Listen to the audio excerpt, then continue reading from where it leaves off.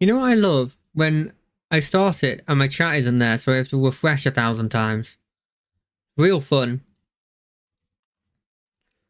Right, hello everybody, hello everybody. How's everyone doing? I'm a bit tired, as you can guess, but I'm feeling good because um, I got to go home early, as I said in the tweet. Somebody had to get their car, from an MOT thing. I happen to live near there. Sure, you can go half an hour early. That's fine with me. That's great with me. I'll do it. Oh, and I don't even have to suggest it. They'll come to me. Even better, because I wasn't going to suggest it. I was never going to suggest that kind of stuff. So yeah, it's been great. And then I get to play Neverwinter even earlier. So if I want to continue playing, I have so much more time that doesn't feel weird. And if I don't want to continue after the about 2 hours I give myself normally, then it's fine. Because I have all this time left after the day. It's perfect. It's a win-win.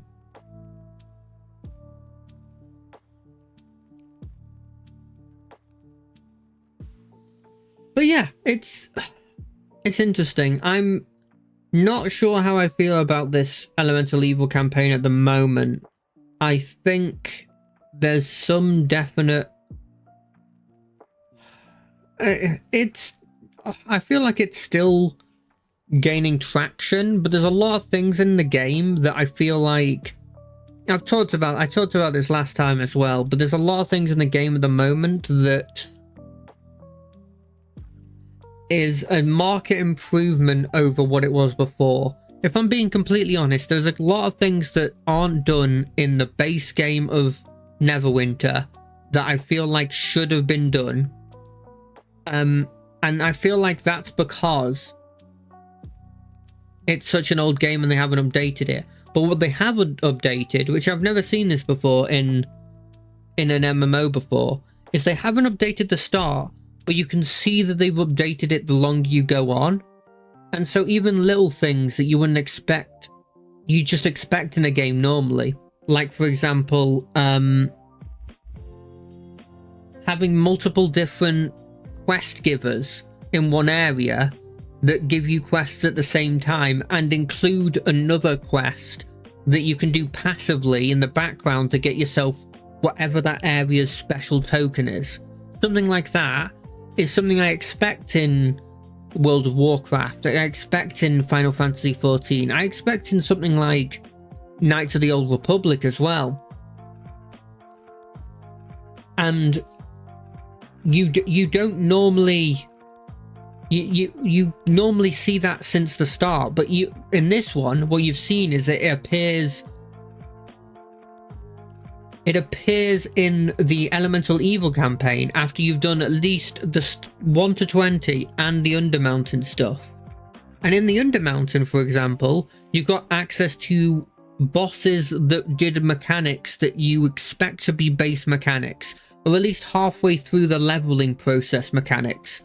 So stuff like, hey, don't look at this guy or else you'll take damage. Hey, don't stand in this. It's more than just, hey, don't stand in this spot. It's, hey, don't stand in all of these spots. And while you're doing all of these spots are not standing in, they're going to keep attacking you. So you've got to move while also not landing in these spots. Stuff like that. Using items. Oh, hello. How are you? How are you doing? I hope you're done with work. I hope everything's well. But yeah, like as I was saying, Elemental Evil, I feel like... I tell you what, let's switch over to this one. The Elemental Evil one is got a lot of the mechanics you think, nice. Wait, do you mean me because I had a short day? Or do you mean you because you also had a short day? Because either it's nice for me or nice for you. I hope... Oh, okay. Well, I also had a short day. So we both had a short day. Oh, Jesus, you had an even shorter day than me. I came in at 8 o'clock, but I really only start at like 9 o'clock, and I finished at 4:30. So it's a bit different. But yeah, there's a lot of things in the Elemental Evil campaign that feels like it's up to scratch with modern MMOs now in just the basic stuff. So I'm hoping I see that progression the more campaigns I do, to the point where it becomes its unique and a cool thing. By the way, looking at this character, while it's big, oh, Jesus. Oh, I mean, I guess this new job's been pretty well for you then. Or new positions are in the job. So like this helmet, right? I don't like the helmet. Or more specifically, it feels like a helmet that you'd have another like knight's helmet on top of. You know, it's the... I don't know what you'd call... I imagine there's a fancy name for it. What do you call it? Yeah. It feels like the helmet you put on to protect your head when you put on the big helmet. Like the knight's helmet. Or like a crown, yeah. A lot of times when they do queens and they want to give them... They want the kings to have the crown, but the queens not to. They give them this. Yeah, okay, that's the word. Arming cap. Oh, pardon me. But this... I like this armor piece. I think it's okay. I like the wings and everything. And I could take or leave this. Yeah. It's a classic. I don't like this kind of cape. It's just, I want a full over the shoulder cape, or I want a half like shoulder cape. But I feel like every cape I've seen in Neverwinter has been like this. If you look at my other character, you can't really see the cape. I don't really have a cape on this one, but you can sort of see like a loincloth.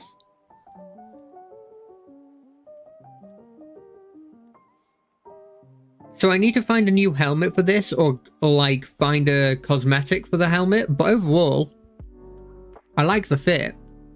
I'm happy with my colours. Right. What was I doing?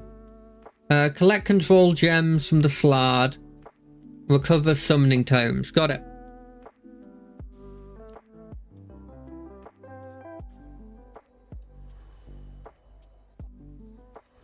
Right.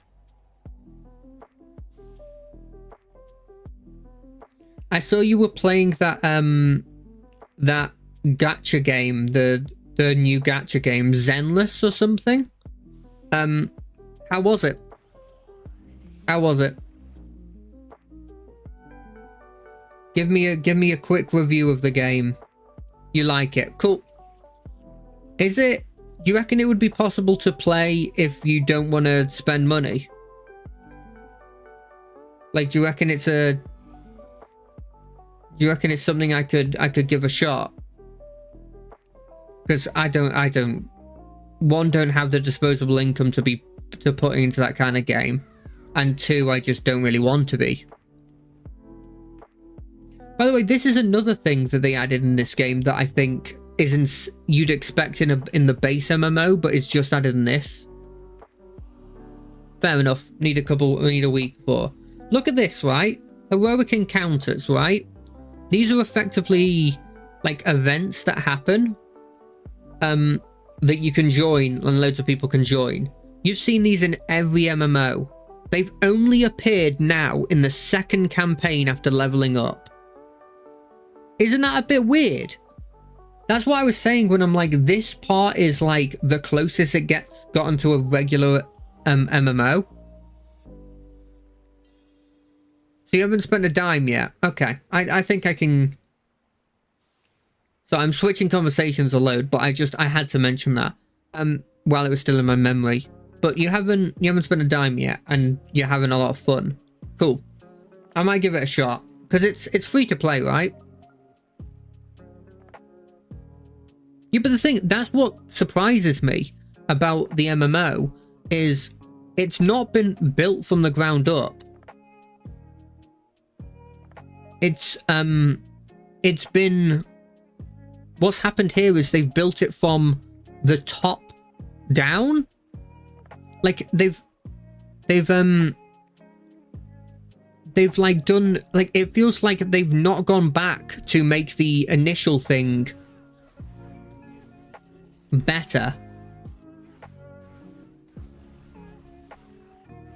It's very weird.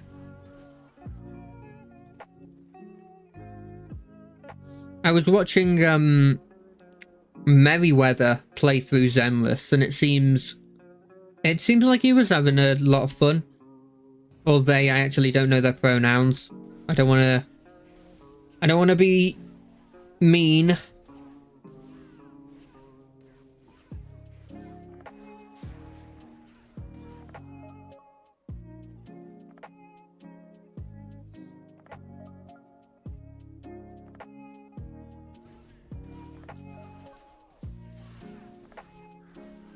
Okay, good to know. I don't want to make assumptions because I can be, not intentionally, but I can be a bit insensitive with sometimes when I just don't even think about it and I just assume.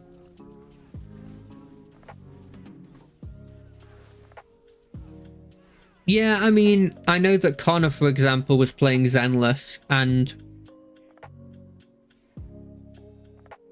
Connor was playing Zenless, and he was being sponsored by it.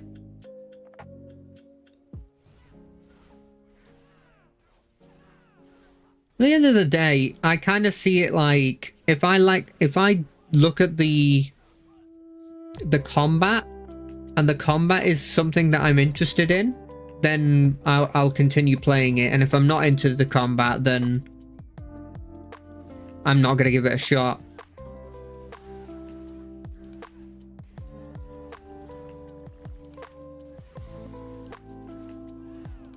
But we'll see. We'll see. Yeah, it kind of reminds me of a lot of mobile games that I've seen that have been based on like anime and stuff, where you have like 3 buttons that you press, and it just makes flashy stuff that looks really cool, but at the end of the day all you're doing is pressing 3 buttons.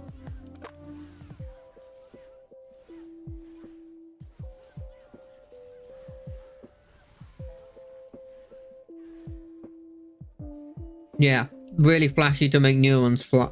Yeah, that makes sense. I mean, it makes sense as a business thing, right? Oh, okay, so there is actually some stuff going on.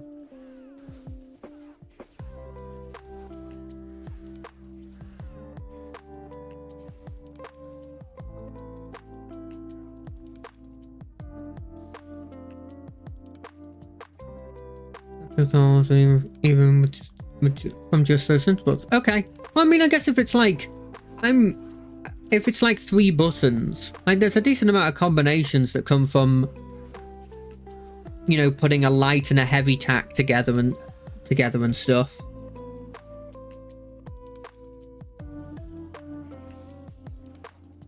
$15. Okay. That's fair enough. What, like 15 they can do it at one time, or 15 that they can choose from? I'm assuming that these mean like light, heavy, light will do a specific attack, or like heavy, heavy, special. You know, like a fighting game kind of thing. Just like in the base kit. Oh, okay, fair enough.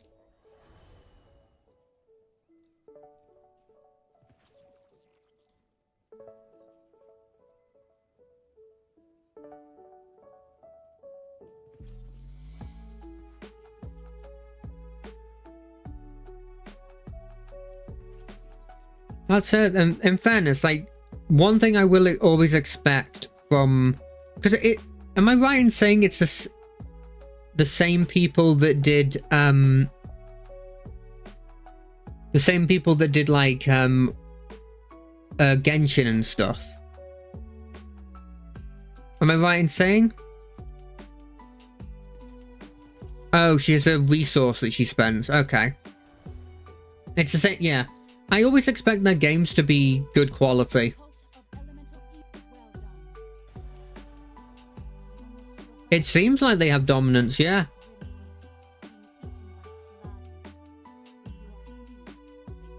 No, whoa. I need to take that off my list.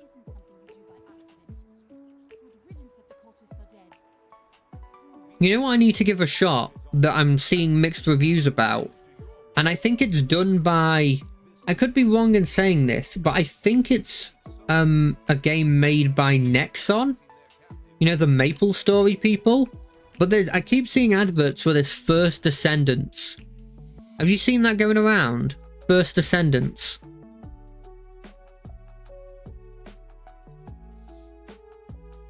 It's this game...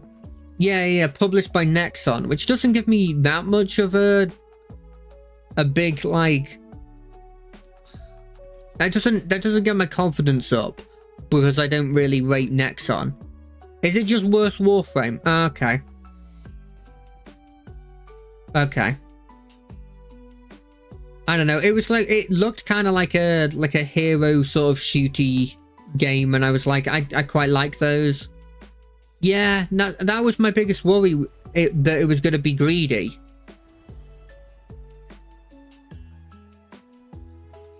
I just kept seeing adverts for it, and the adverts made it look cool, but I don't know. Maybe it's just the... Maybe I should just try out Warframe at some point. I don't know.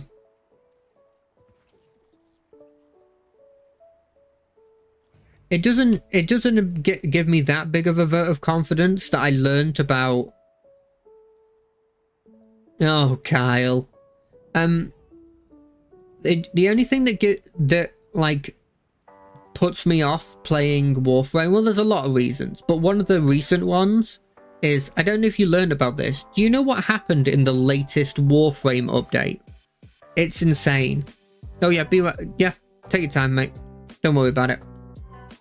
Okay, so this is very, very weird, but apparently the latest Warframe update had a pregnancy mini game. Now, I'm getting this as secondhand information, and there is a lore reason behind it, but apparently there was a pregnancy, like, I don't want to say rhythm game, because I'm not 100% sure if it was a rhythm game, but it was a pregnancy mini game of some kind, which to me feels very, very weird.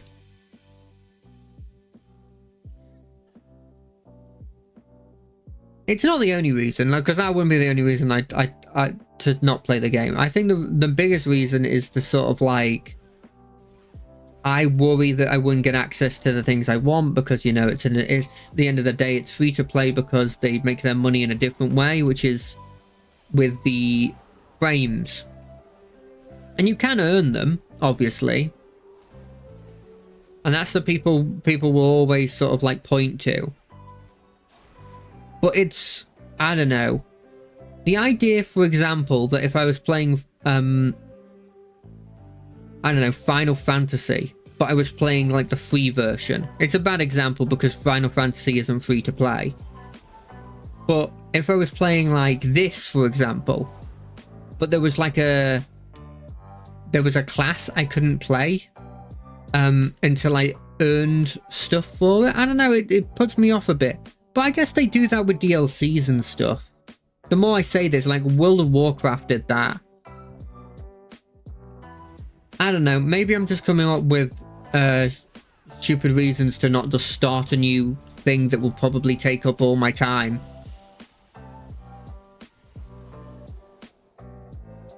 Oh, hello. You missed me talking about the pregnancy minigame in Warframe.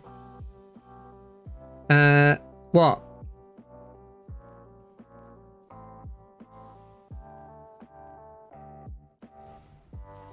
What's up? Apparently in the latest update of Warframe, they added one of the story bits is that there's a mini game where one of the Warframes is giving birth.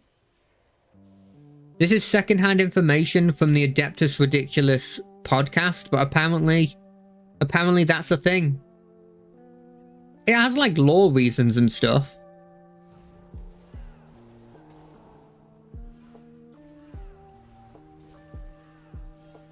It's a bit weird because from what they were talking about, not these specific.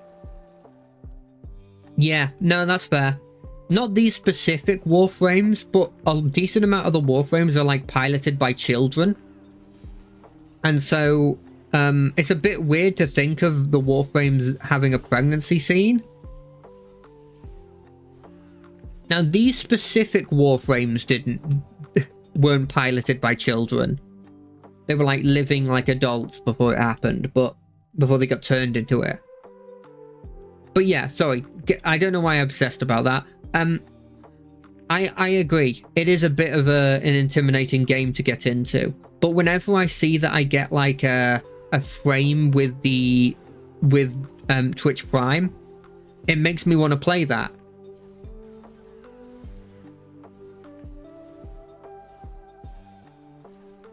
I don't know. There's like, from what I could see, when they brought it up on the Adeptus Ridiculous podcast, there was kind of like, there's some people that were like, no, there's actually some logical sense behind it, and there was others that were like, yeah, it was a bit weird. Look, the thing is that is there harm in giving it a go? If I give it a go and I like it, I have another obsession to add to my many obsessions.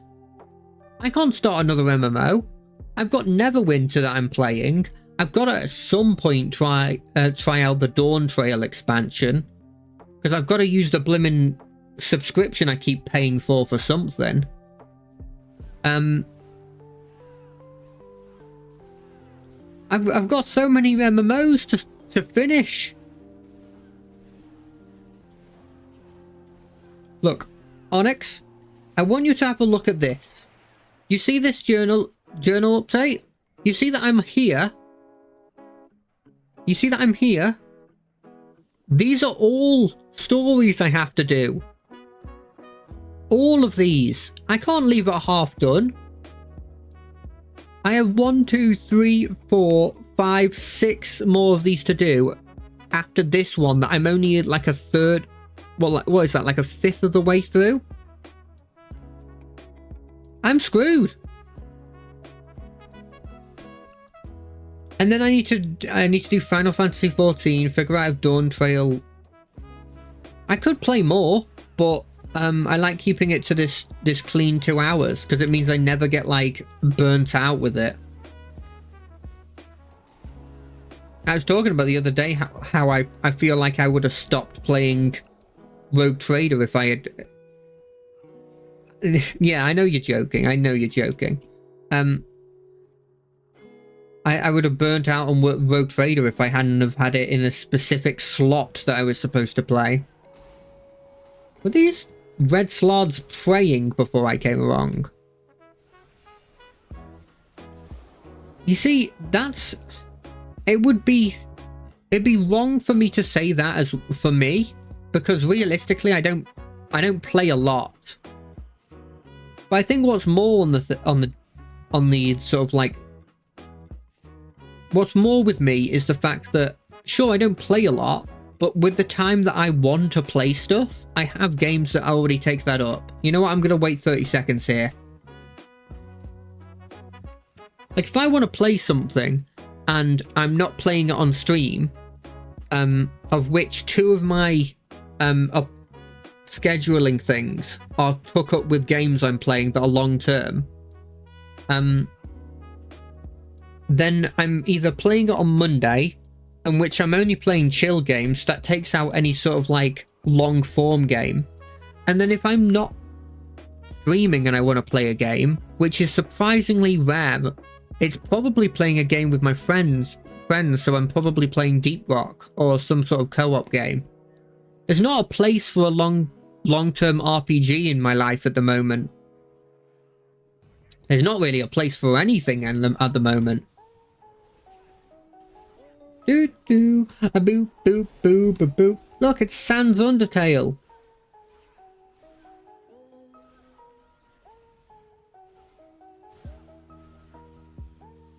God, there's so many slads here.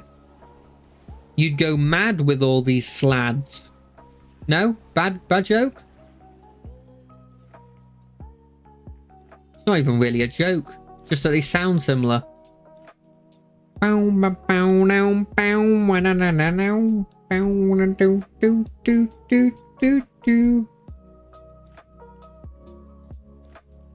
Yeah, I just don't play enough. The amount of time that I'm not streaming where I just sort of like, my go-to is to turn off my brain and just to sit there and like watch a video of someone else playing something, or someone else talking about like something stupid. The other day I watched a stream and the whole stream was two people talking over them playing through Pokemon Mystery Dungeon, but they were playing through with a mod that just turned every Pokemon into a walking talking H. The letter H, but it was walking and talking. And I've watched like 8 hours of these people talking and playing through this game, in which you can't understand anything because every word in it is H. It's just the letter H. Every character in it is the letter H. Yeah, it's Pokemon H Dungeon, effectively. And I watched like a lot of time with that. Thul Mercusaur. A wannabe tiefling, because look at that. You know what?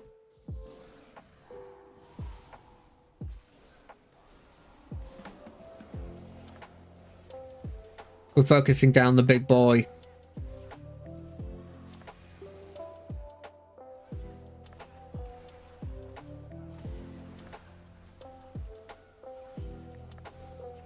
What the?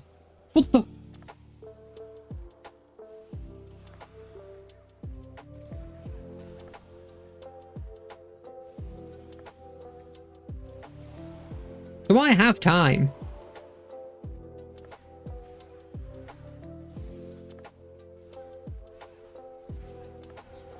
You got asked to pick up a takeaway.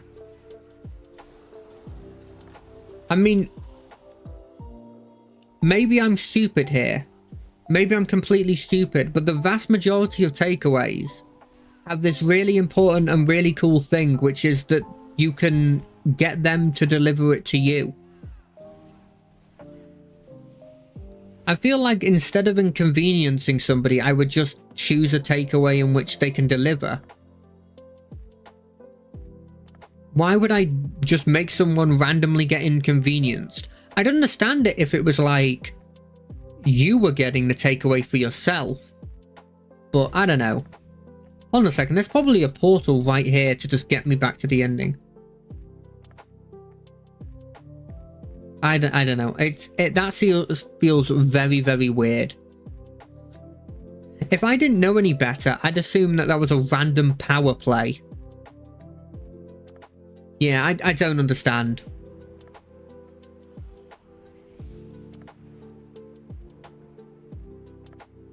I don't understand that at all. Because, like, I don't understand the whole idea of, like, having power plays and stuff and trying to, like, show your dominance over somebody. But I know it's a thing. I know people do it.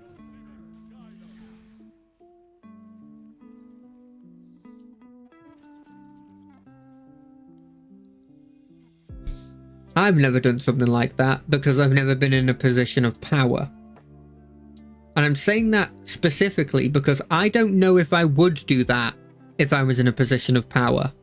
You know, they always say like, absolute power corrupts absolutely. I'm pretty sure I would get corrupted by power in like an instant. Absolute instantaneous.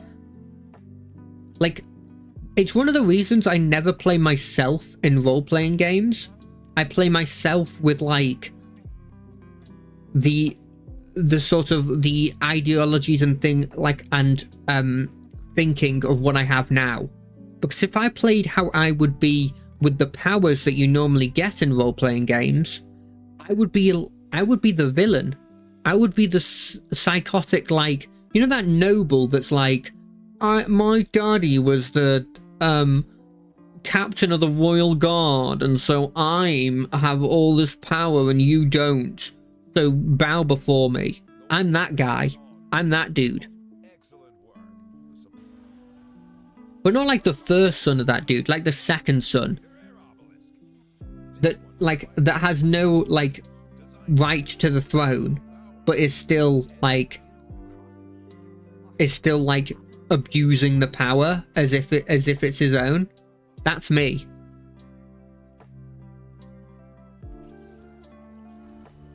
It's what I almost certainly know that that would be me. I would be like, I wouldn't be Joffrey, but I would be like I don't know enough about Game of Thrones, but is there somebody that was like Joffrey but like just didn't have as much power and was effectively just throwing around power that was never really his? I'd be that person. I'm like Diet Joffrey.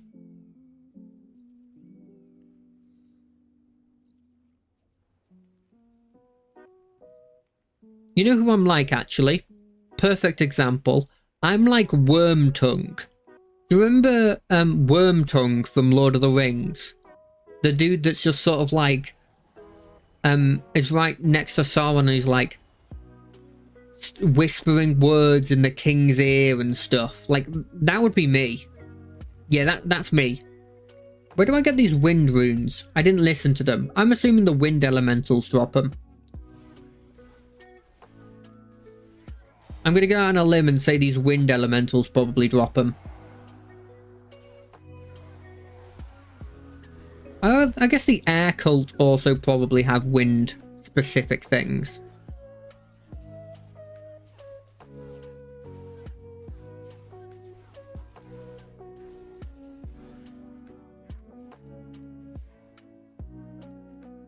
Did I pick up wind to... No? Greater... Okay, they're in specific places. They've got to be. Wait, didn't I do this? I feel like I did this. Because I feel like I killed these guys and they dropped, like, some sort of rune.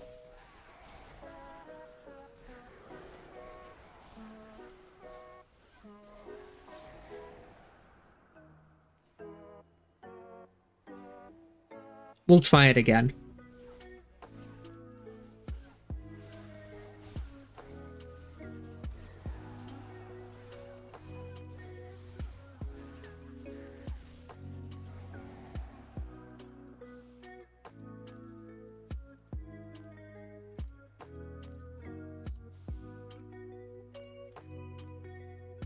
I'm reading the quest. This one. Charge them located at the edge of them and then use the attuned air obelisk. Tune them to the... So I've got to find them and then attune them at something like this. But I can't for the life of me find them.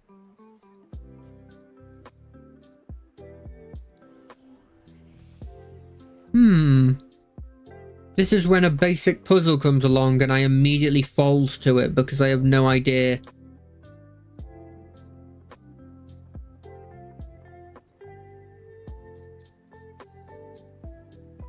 Unless it's one of those things that you only have a percentage chance of getting and I just haven't seen them. Let me read it again. Head to the Windcall Temple and search for Howling Hatred. Okay, okay, we got to kill cultists. Got it. Should have read the bottom, like, text.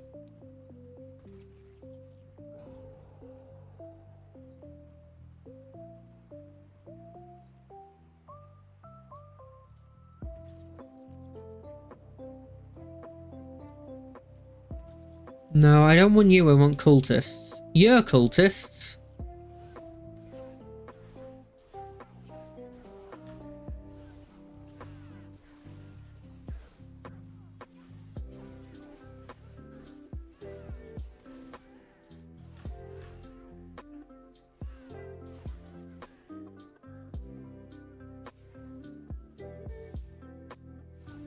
Do you think they'll ever come out with, like, an official TTRPG that you can play in the that's done like for the Elden Ring world.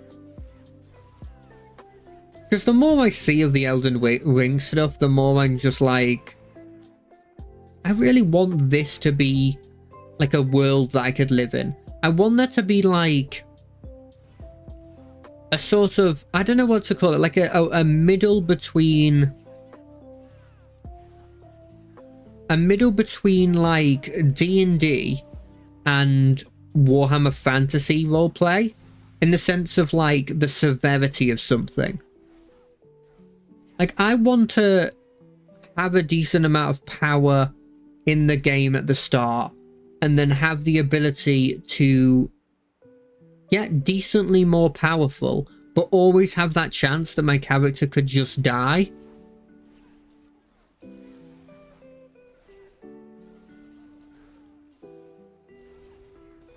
But I don't think I'd want to be a Tarnished. I don't think I'd want to have that respawn ability, because that respawn ability I feel like could very easily, and I feel like I would very easily abuse. Maybe if the respawn ability had a bit of a consequence to it, like you lose something every time you respawn. Because I'm thinking about it right now, like I'm thinking about it while I'm talking, and I'm like, I was about to say I don't want the respawn ability because I don't want there to be a situation that I just abuse it thinking I'm immortal. But then I think about it more and I'm like, but I do want severity, but I don't want to just have to consistently make new characters and never have a situation where you can keep a character for a long period of time. Which means I do kind of want... Am I locked in here? Get me out of here. I'm locked in here. I want to be in a situation where the severity is pretty high. Like, you can die in like most combats, including potentially like against the basic troops combats. But I also want there to be a situation where like I can have a character that has like a long form like story to it in the kind of Elden Ring world, which I know is like a really hard combination, because the two things I'm talking about are arguably like the same, like arguably are like opposites to each other. But I feel like that's the sort of feeling you get when you look at the world of Elden Ring, and then you look at the character you're playing, because obviously your character... Maybe. I think that the thing is with...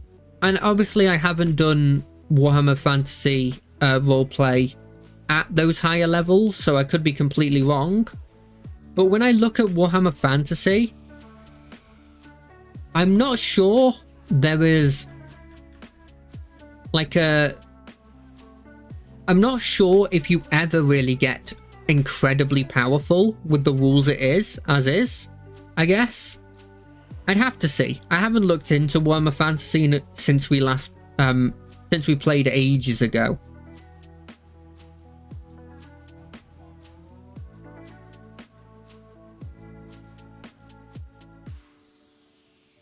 Yeah, like, I wouldn't be surprised.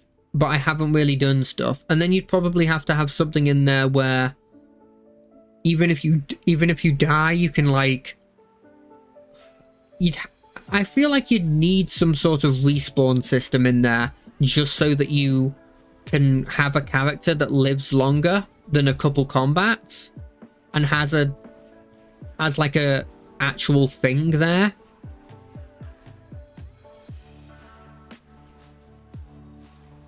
Has like an actual story to it.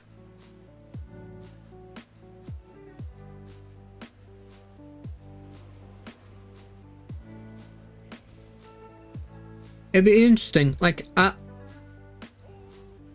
be interested to see, because I haven't done like very much, if any, combat in Warhammer Fantasy roleplay, and I've done none in like high levels. So I'd have to sort of test out high level characters to see if it gives me the feel that you can get in like Elden Ring. Like the general feel, and then try it out.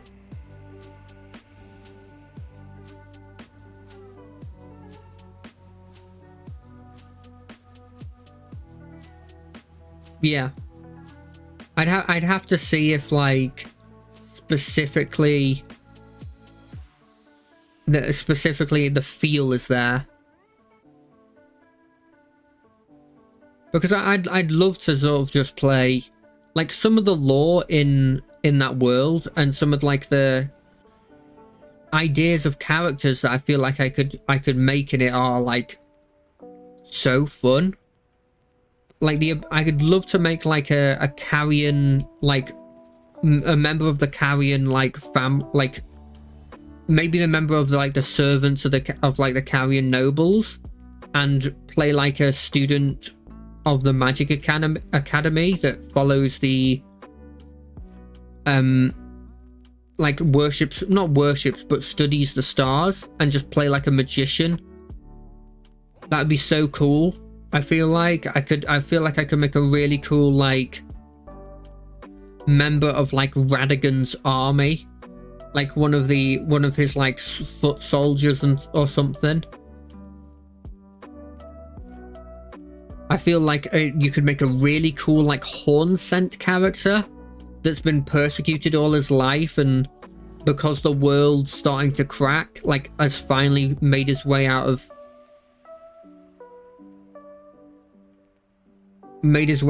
the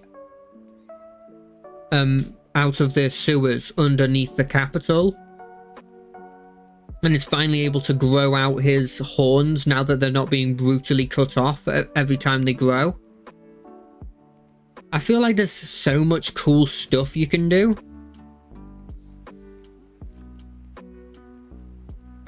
And that's without even looking at like some of the stuff that was brought up in the latest DLC. Like playing like a devout Golden Order follower feels like it'd be cool. Honestly, all of them sound like they'd be really cool. Did I go all the way back to home base to not really attune to anything to immediately make my way back here? It kind of feels like what's happened. That's annoying. I think it's just what happens every time like Dark Souls or Elden Ring comes out. Or like any like big fantasy thing. I just start like fantasizing about playing in that world or a similar world. Oh, I accidentally used the teleporter. That's what happened. And because Elden Ring just recently came out, it's Elden Ring that's in my mind.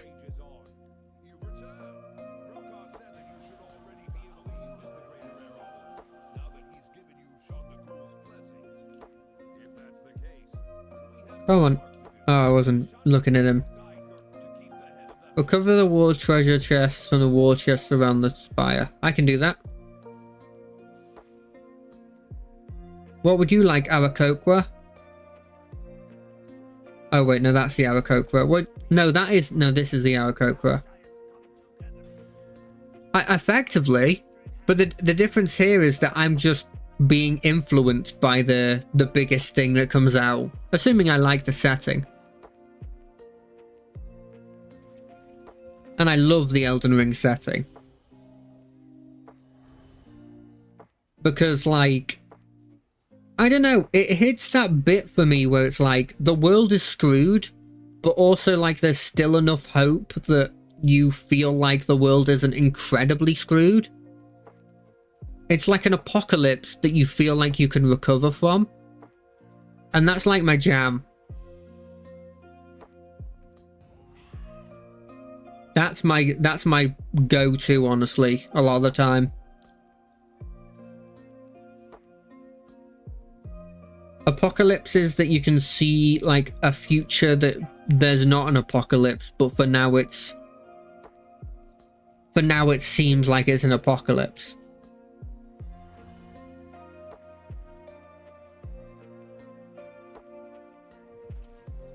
To a certain extent, I get that from like, yeah, well, the general stick of the general ethos of like the Souls games is twofold. One, immortality is bad. Every form of immortality is bad. And two, which sort of links with the immortality is bad, nothing lasts forever. Nothing lasts forever, and everything should eventually like end. Which is a pretty sad message, but in it there's sort of like, there is hope within that message.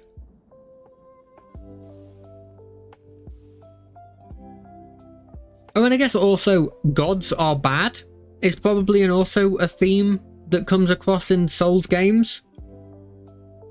Like, immortality is bad. Everything should eventually end. Gods are bad. All of them kind of link together.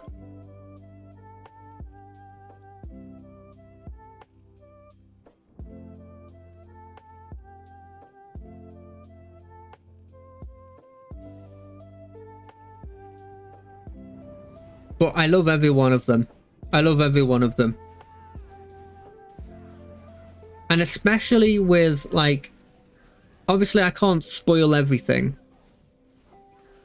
Also, crabs are cool. Poison swamps exist everywhere, of course. Poison swamps are the best as well. And if you put the crabs in the poison swamps, you've got the best thing ever.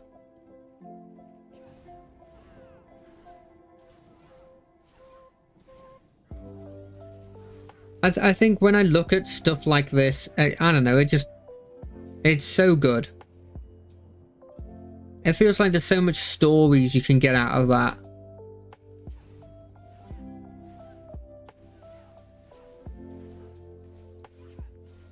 What, crabs? Crabs, gods, and fair enough. Hey, he's not in Sekiro.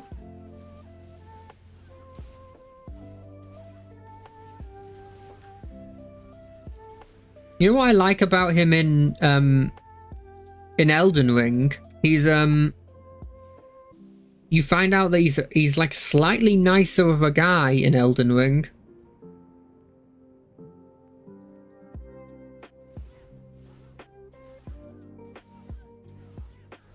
But yeah, like as I was saying, what I like about it is, and I don't think this is a large,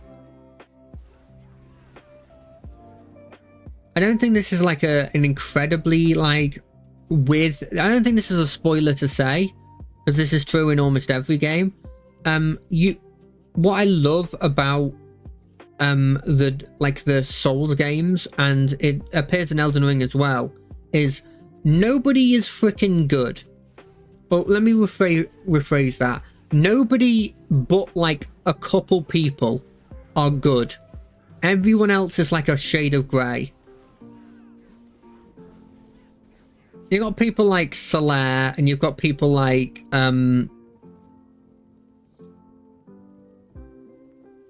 what's his name? Onion Knight guy. He's also good. But for the most part, there's like no like completely good person. You can make a solid argument that the most good people have been in Elden Ring, because there's a lot of people in that who are generally good, but are just put in bad situations. But in a lot of other games, there's like straight up like no good people. And I like it. It's fun. It's a fun concept. It means whatever faction that you decide to like, you want as like your faction, like the one that you're like, this is the one that I like the most of. Doesn't matter what you choose, there'll always be something that you can you can look at and go, well, does that mean you like this? And it's like, ah, damn it. You found the one bad thing about my faction. Or the main bad thing about my faction. Like, people always talk about how Ranni's ending is the best ending. Because it's like, oh yeah, you let the worlds do whatever they want, and you sort of observe from the heavens and just block all of the extraterrestrials from getting into the lands of Elden Ring. And it's like, yes, that is what you do. And it is arguably a good ending. But she's not a good person. She's not a good person at all. She has done horrendously bad things in the name of this supposed good ending. She murdered somebody that had literally, from all intents and purposes, was not doing anything evil. Was just living his life. Yeah. It's effectively going, this isn't odd. What we'll do is we'll stop them from any external threats, but like, not any of the threats that already exist there, that we're not getting rid of. We're just going to stop it from getting any worse.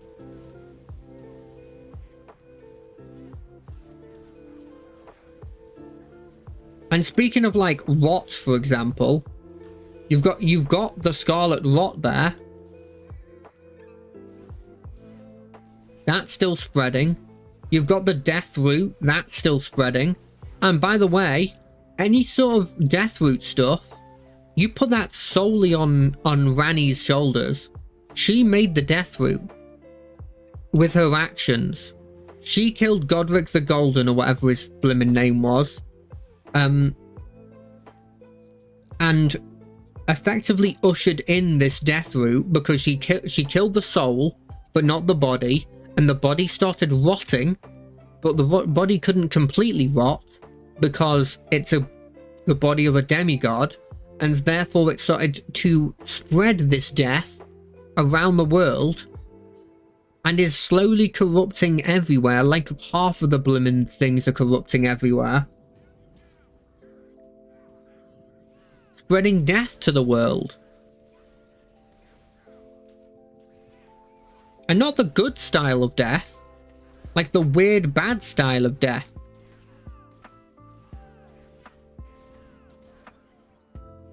She is not a good person. All of her blimmin' followers get, specifically one of her followers gets done in by the assassins that she specifically gave the tools to kill people. She gave the tools to the people that killed her, one of her most loyal people. That to me doesn't sound like a good person.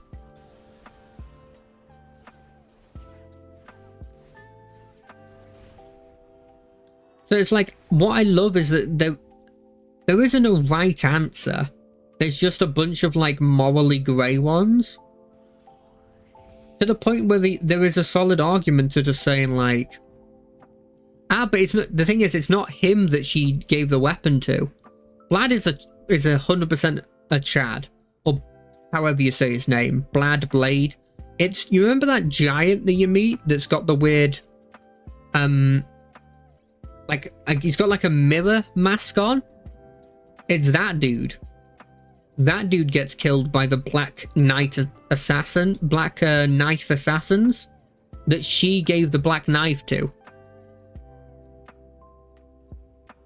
And there's no way he's coming back, because that means proper death. That's just death.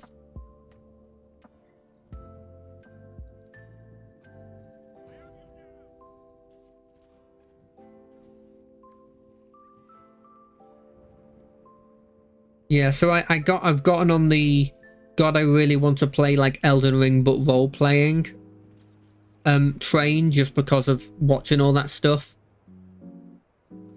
And it just made me like really, I guess I just want to play some dark fantasy stuff with that, I guess that sort of feel, just to sort of scratch that itch. But in the same vein, I also feel like, yeah, I mean, I've watched all of his videos about the Elden Ring stuff at this point.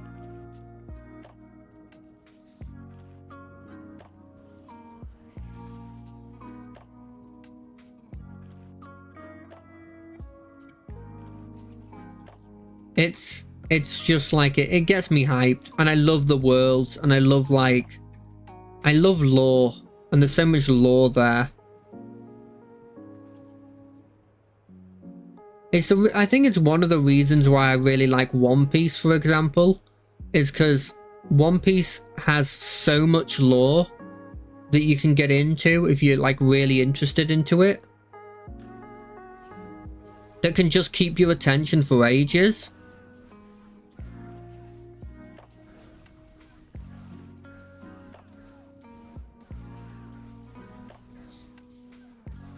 I know, it's one of those things. We set the timer. He said One Piece again. Fucking love One Piece.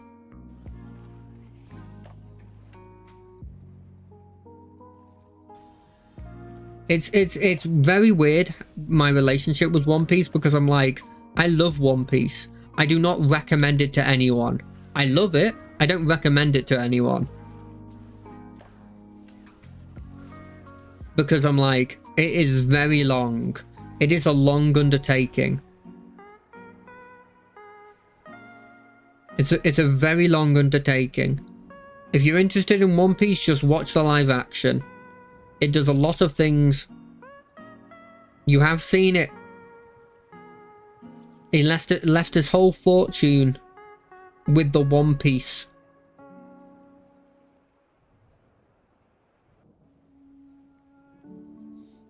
Good old Roger did. And then Whitebeard went and done.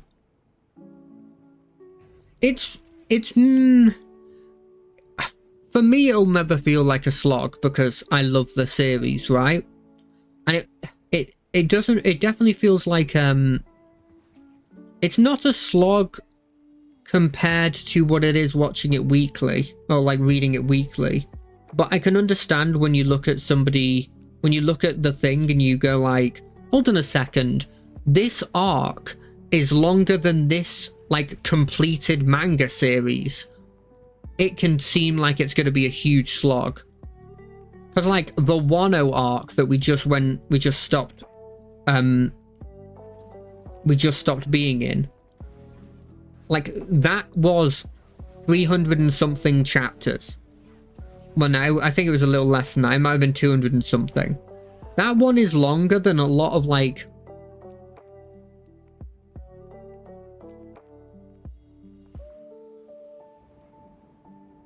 yeah. Well, I mean, like, as I said, that Wano arc is longer than many like completed anime mangas. Like, it's insane. It is insane, but like also the journey going through it is insane, and it's really fun once you're immersed in that world. Like the idea, like the fact that you have this completely immersive world where like you can ask weird questions and like there's probably gonna be an answer. It's an incredible experience once you've joined it, but I kind of see it like, and this might be a bad comparison, but I kind of see it like Path of Exile. Now, bear with me on this. In Path of Exile, everybody who plays it gets really, really into it whenever there's a new season, right? And it's the people who play it are having so much fun. Okay, right. Look, it's not a perfect example, but let me speak on it. The people who get into the season are so into it and they love it and they look like they're having a ton of fun. But then when I look at it, I go, there are so many freaking systems here. This is going to take me so long to figure out. But I know that if I did take all the time to figure out all those systems, I would absolutely love it. But the amount of time it would take for me to catch up to where everybody else who's into Path of Exile is at is so long that I'm like, I don't want to take that undertaking, even if the end result is a game that I would love. That's my sort of, it's not a perfect comparison, but that's what I sort of mean. That like there's so much upkeep to get, so much like initial the stuff you have to put in to get to the level that everyone else in watching One Piece is at. But I know that if someone makes that leap, that there's a good chance they'd love it. But I'm not going to put that on anyone because, you know, it's such a huge undertaking to do. That's sort of where I'm getting at. Because when I look at like Path of Exile, for example, and that was just the first thing that came to my head, I look at it and go, God, there's so many systems here. They've got this system and this system, and look at that skill tree. It's so big. It's so like complex there. And then I'm sure though, as soon as I get into that system and I learn it, and I get up to date with everything that the average Path of Exile player who's doing the newest season is at, I would be like having so much fun with it. But I have to get up over that hurdle of getting through learning all the systems before getting to the level that everyone else is. And probably learning the systems would be fun, but it's a lot of work. That's sort of like why I have like a comparison between them. Obviously, I feel like I can learn Path of Exile probably quicker than I could read all of One Piece. Definitely watch all of One Piece. But like I was just trying to think of like something in my head that has a lot of complexity, but as soon as I'm over that complexity, like I've seen so many people who's having fun with it, and that's the first thing that came to my head.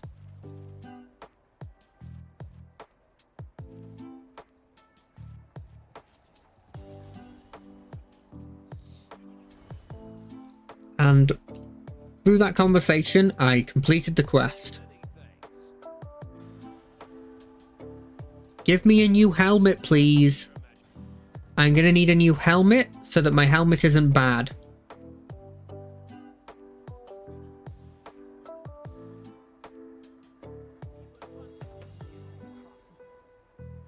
Fine. But yeah, like, that's sort of how I see it. It's a large undertaking, but once you finish it, you're probably gonna have a lot of fun.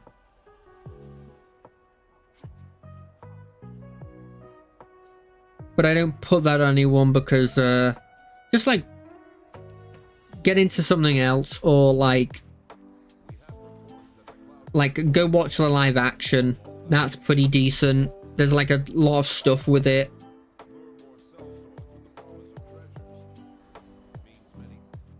The character's very lovable.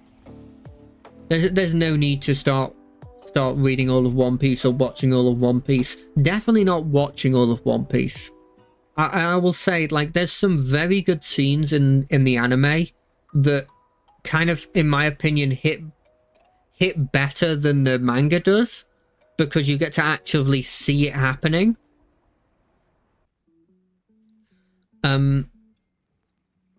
But there are also like so many bits of it that's just like it goes the Dragon Ball way, where it's like, oh, look at all of these. Okay, we're starting it. Okay, now look at all of these intros. Okay, now here's a recap. Oh, now there's a little bit of action. Now there's all the outros. So that's what goes on, especially in the later stuff. And so, like, if I was saying that you have, like, if I was like, okay, you want to commit to watching One Piece, or you want to commit to getting into One Piece, how do I do it? I would suggest, well, first off, I'd suggest, are you sure?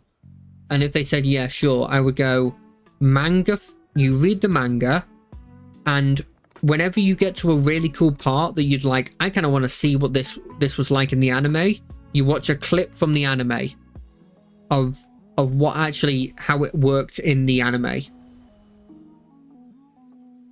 If you do that, you'll probably be fine. What is this? Teleport to the foot. No, I don't need to do that. But there's, you know, look, there's so many different manga out there that you can give a watch or give a read that, in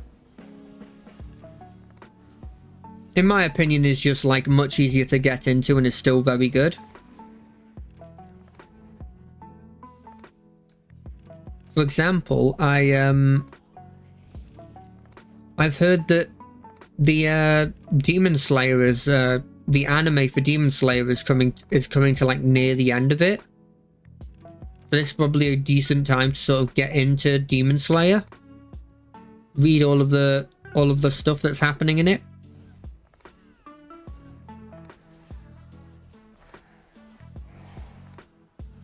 I never got into Demon Slayer, but the animations was always really cool. From like the very small clips I've seen.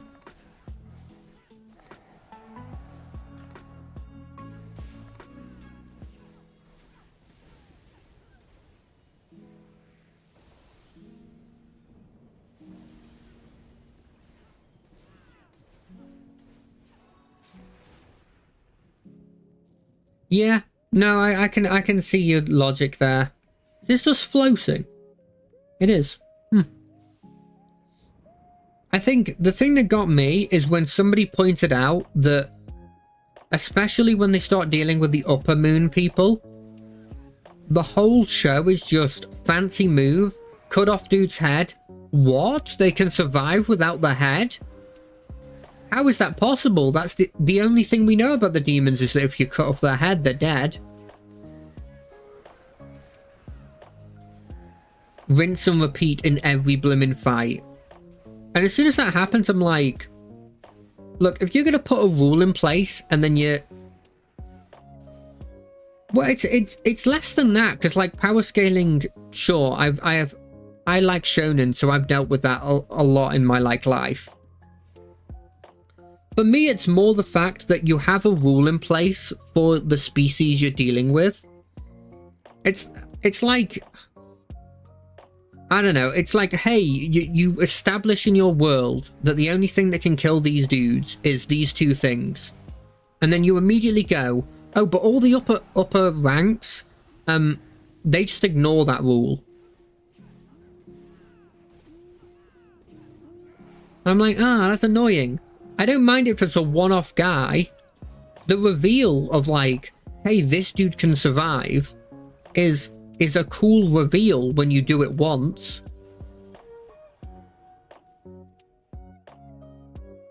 Yeah, that's the thing that gets me. I've heard a lot of people, for example, talking about Jujutsu Kaisen, and not necessarily like them breaking rules, but them having a lot of like things that they have in it that they just straight up don't explain, apparently.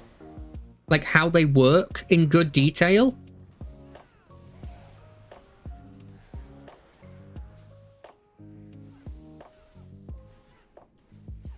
Yeah, I heard about something like the heavenly something, and like they just haven't explained how it works or something. I really don't know. And then there was like domain expansion, and then there's mini domains, or like there was something like that. I don't know.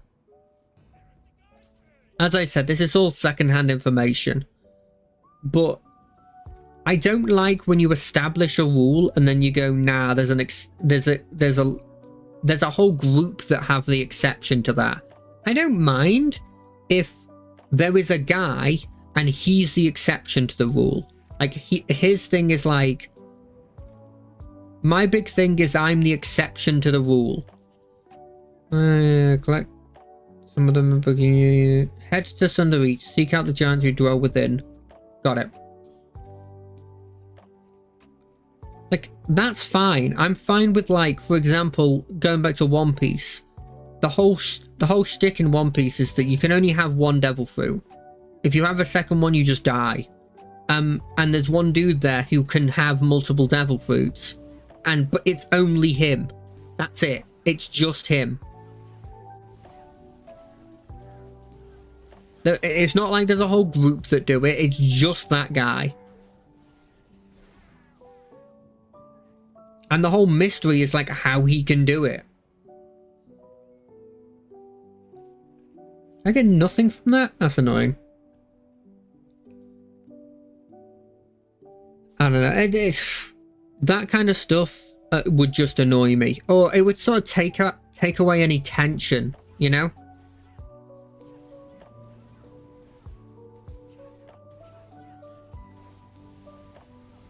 Yeah, I think that's... I mean... There is definitely... It depends on what you mean by reusing gimmicks. Because, for example, there is a lot of people in the One Piece world that have fire-related devil fruits. Like, there is a lot of fire-related devil fruits. Now, I don't know if you count that as a gimmick. You see, they do kind of do that. The only time it's done is done because it narratively makes sense. There is a group called the Doflamingo Pirates. And the whole point of them is there's sort of like this...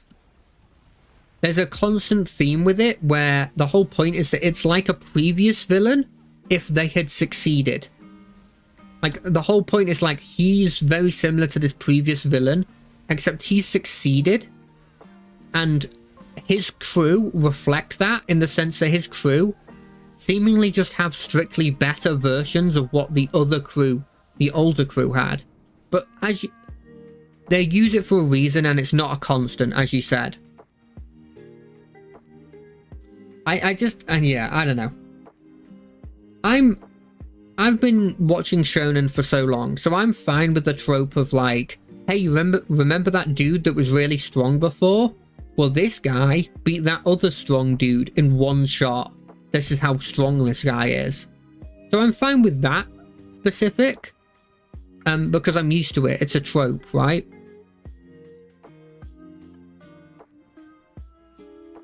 Yeah, no, that makes sense. Based on what I like sort of know about your sort of like the things you like, it makes complete sense that you probably wouldn't like most shonen. Because most shonen, there isn't any there isn't really any stakes to any of the fights, because you know they're always going to win. That's the thing.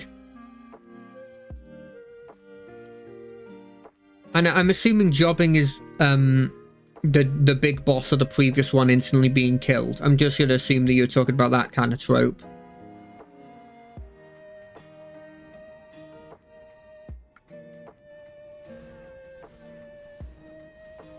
Because I know what jobbing means in yeah.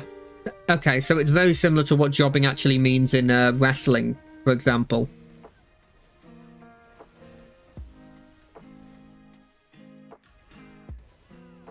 I'm not a fan of it, but I'm used to it.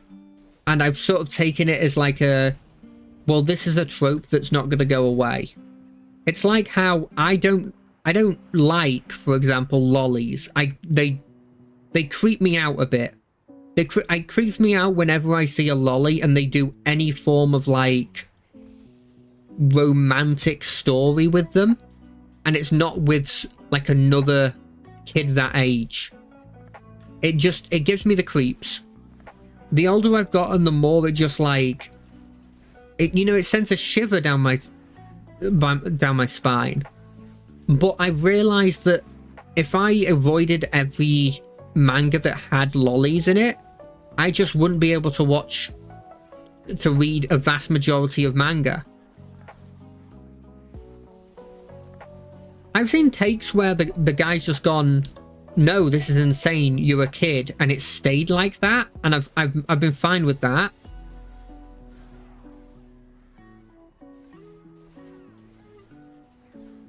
But they're very, very rare. like that's played off as being weird, like in a lot of worlds. And I don't know, I've just realized that has to be like a constant in anime, and I have to just sort of look past it, because if I don't,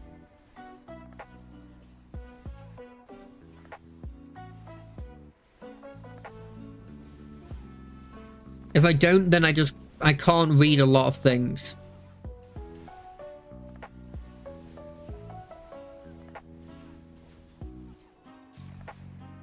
And that, by the way, I'm sure you know this as well, but like, I'm talking like even the ones where they're like, no, actually they're like blimmin' 20,000 years old. It's like, that doesn't count for me. You're not fooling anyone.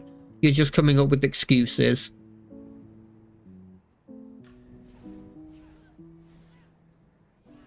Like, that doesn't fly, mate.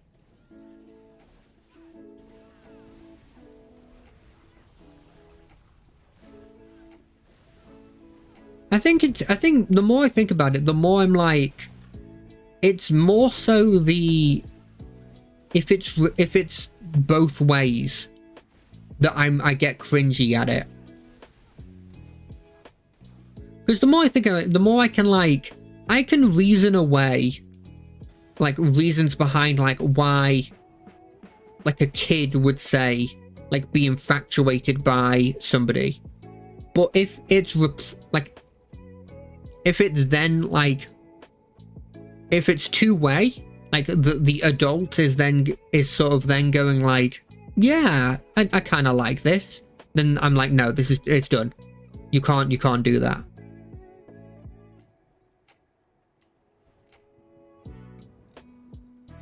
Like, it's really, really bad.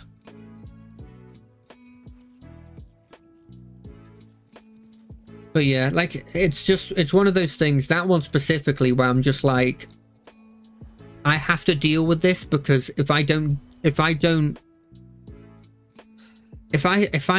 deal with that, then I can't read a vast majority of what I read.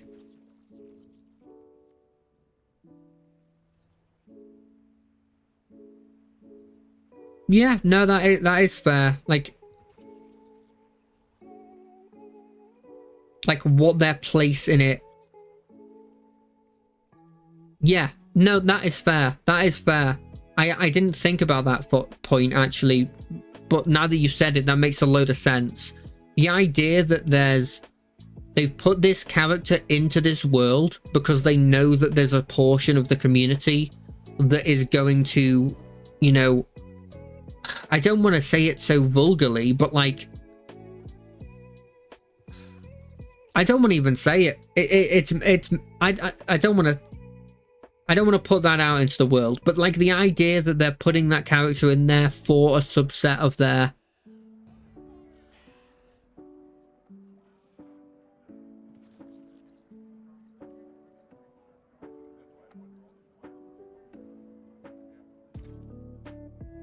Yeah, no, I didn't even think of it that way. That is it completely makes sense. I didn't think of it that way. When you structure it, I was coming at it as if like a child in real life can like look at like an older brother or something and go, wow, they're the best, you know, that kind of thing. But thinking of it as if, no, this isn't a real world, this is somebody actively writing this character into existence. It's it does put a new sort of like, it does make it seem even worse.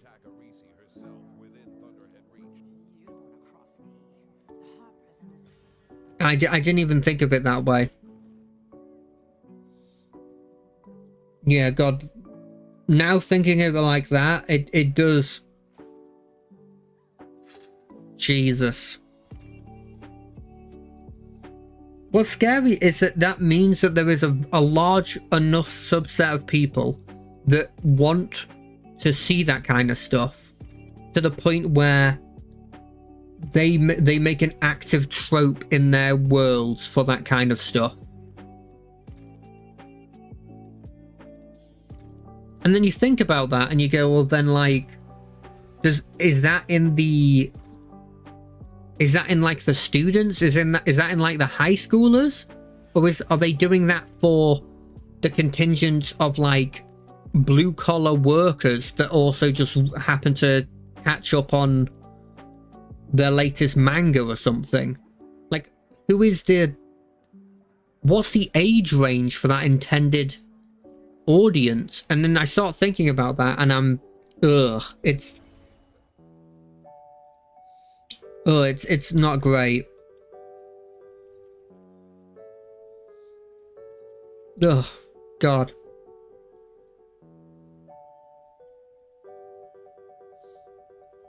Like, is there like a large contingent of like, is there a large contingent of like students in Japan that really want to see relationships between a student and somebody with a childlike mindset?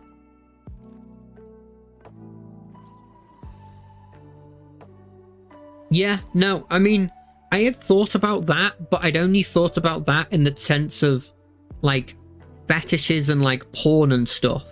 And I'd sort of like locked that part into the part of like porn related stuff, and didn't even think of like, oh no, this isn't just a regular manga that they put in like Shonen Jump that will be like distributed to like on average high school students. Like, it's just a comic. Like the idea that like there can be a situation where like Spider-Man just decides to have a relationship with somebody who looks like a child and acts like a child, like would feel like there would be outrage going on about that kind of stuff. It's like comics are the equivalent of manga in this sort of like the Western Hemisphere. So the idea that like Spider-Man would do that kind of thing, I swear there would be like news stories about it, especially back in the day of the height of like the golden age of comics.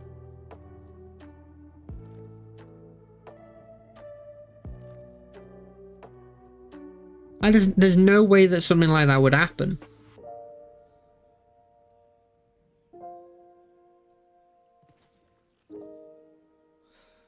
Jesus. What am I doing here? Use the scrying things. Okay.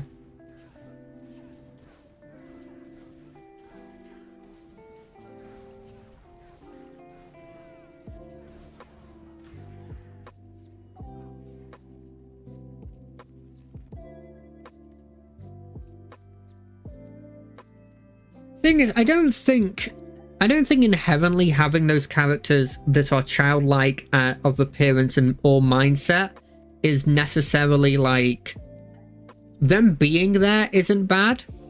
I think it's when you start putting in the romantic sort of situations and stuff like that, and infatuation and stuff, that it starts to be like that's when it becomes bad. Because like having a character that's a child in your manga or comic or something, that's fine. There's nothing wrong with that. But when you start doing that kind of stuff, oh God.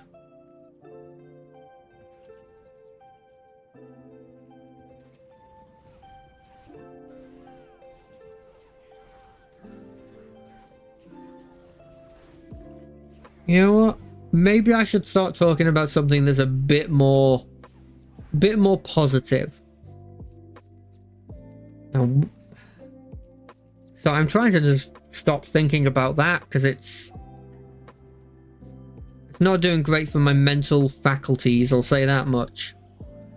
Just thinking about like the fact that actively they're doing that, and that like I could name so many manga No, it's not your fault.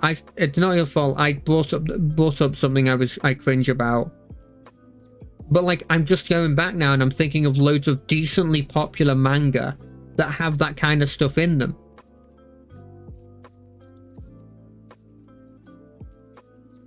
That now that I think about it, it's like, yeah, that was that every time that this character was put in and had.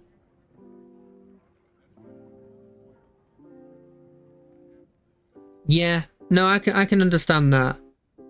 It's definitely like, obviously it's not, it was never, it was always fan servicey and like had a lot of sexual stuff in it. But like, I'm thinking of like, you know, remember High School DxD? And that dude, he had the dragon in him that just went boost and boost and boost and boost. And it's obviously innately like a fan servicey kind of like anime, obviously. But I think to that and I go like, there's a character in that. I believe that she takes up the rook space of the like chessboard kind of thing they do. Who is very much, I wouldn't say she's completely. Yeah, I know, I know, but like it's pretty close. It's pretty damn close. I mean, it's when you start having to draw the line to do it. Like it feels like she doesn't have the childlike mindset, which I think is a large part of why I lean on the side of it probably being fine.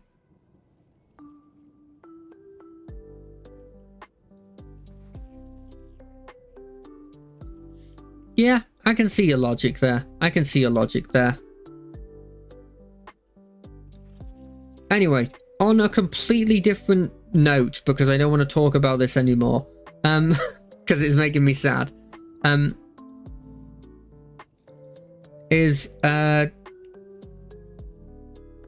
don't have another topic. I'll be honest. I don't have another topic.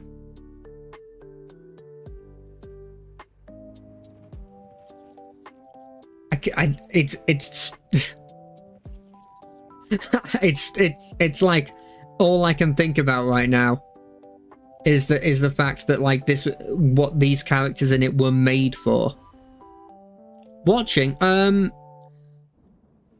still watching The Acolyte, which I find hilarious.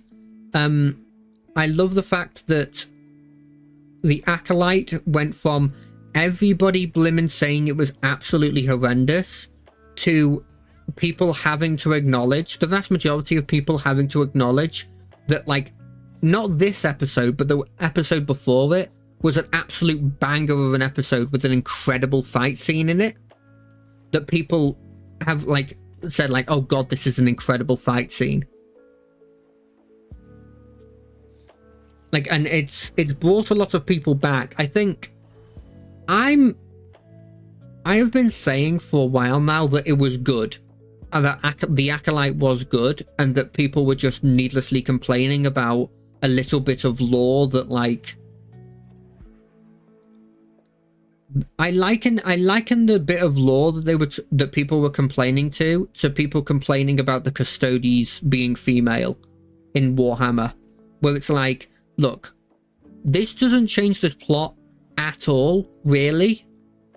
It's something that wasn't previously stated, or it's some bit of lore that, like, sure, it contradicts something that happened before, but it's fine. It doesn't change the overarching story. And the story they're making right now with Acolyte is very good. I'm having fun watching it. There's a decent amount of twists and turns that I find quite fun. Like, if anybody's considering watching The Acolyte and you were put off because of people talking about it, there's actually a couple of interesting and cool characters that I quite like in The Acolyte that I feel like I've grown in these short amount of episodes. I've grown to quite quite like as characters. For example, Master Soul, the Jedi Master that is kind of one of the main characters in it. He's a really cool character. He brings a lot of emotion to the scenes, even though it's pretty obvious that he has only recently learned the language, because it very much feels like sometimes that he's copying what is being said to him for his lines. He's very good at playing his character, and I think he's a cool character. And it's a shame that people have not been able to watch it, because people have been like, well,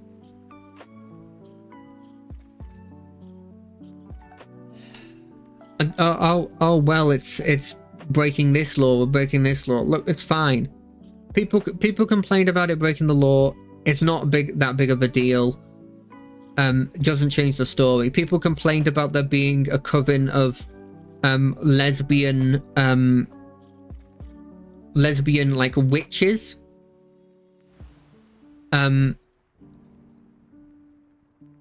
It's already established that there is already a group of female-centric magic force users that exist in the world that are considered part of the dark side. They've existed since the episode 1, 2, and 3.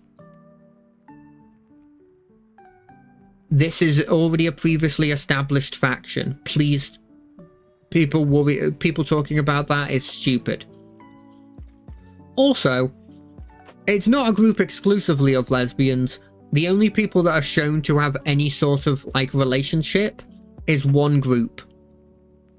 If that shouldn't matter, but just for clarifying, I thought it was a really cool bit.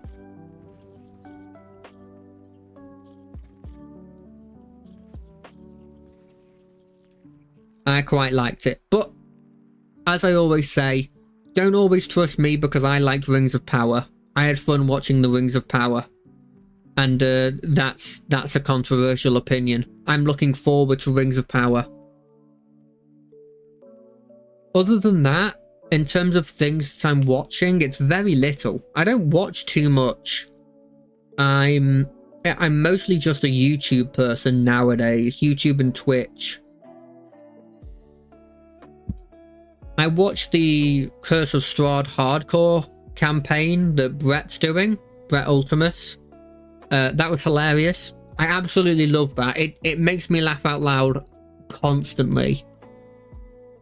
Just the characters and the people playing them, and then like fan art people make, and like, I think I've realized the longer that I go on, the more I like the idea that in that one it's like, hey, you might die, and that's a risk that you've assumed will happen. You've assumed will happen when you decided to start playing this game. Really liked the fact that they can be killed many, many times, and that sometimes the right thing to do is to run away. I love that that's become an option in that game, where it's like, are we is this an unwinnable fight? If so, let's run away.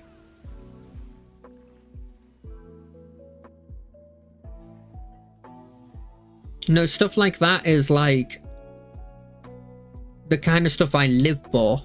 Is the stuff where it's like, okay, so these characters, I now know that any of them can die at any point, and therefore I'm rooting for them at every second if they're a character I love. And characters, like, for example, I'm not going to say how many because it would be kind of a spoiler, but there is a decent amount of characters that have died at this point.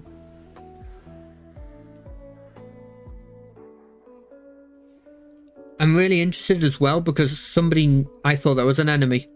Somebody that was supposed to have started playing with them, but had like a medical emergency with their family and so couldn't, is now starting with them now. Because they've just finished a dungeon and now the new person's joining them. And I'm so looking forward to to watching what their sort of like what they bring to the group, like what like they add to the dynamic. And also, and this might be a reason why I quite like the hardcore campaign as well, there's a lot of character making in it. Because the characters die so much, they sort of like, they roll their stats for their characters on stream.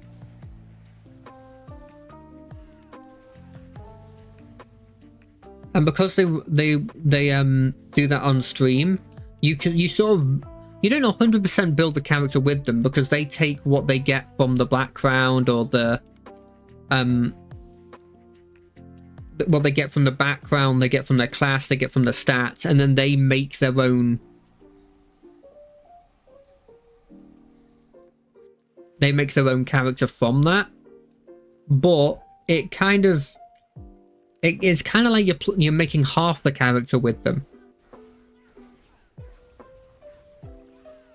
In what way? Oh, the fact that I like that people have a chance of dying.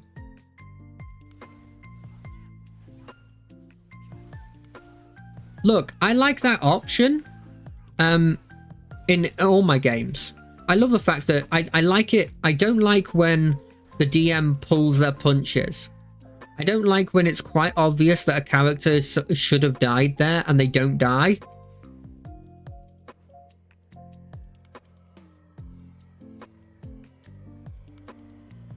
I think I've talked about this with you before, but like, that's one of my pet peeves.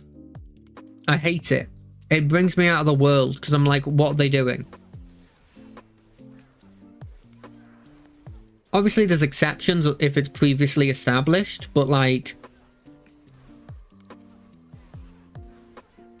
why does a character that's all about killing suddenly decide, nah, they're just gonna keep you prisoner or something?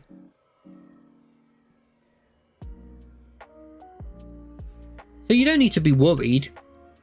You don't need to be worried at all. If anything, this should relieve you that I'm not going to get annoyed if my character randomly dies.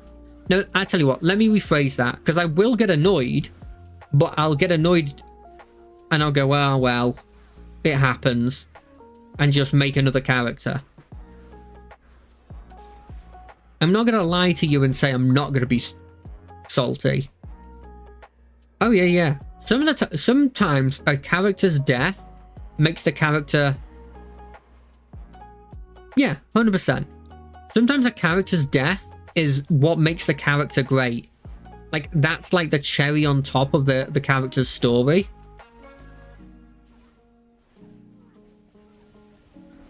Like, if I die, like, as a last stand to let other people go, I'm going to be like, that's awesome. That's just absolutely awesome. I'm annoyed that the character's dead and I'll never be able to play it again. But I can't be mad at, like, the way they've died.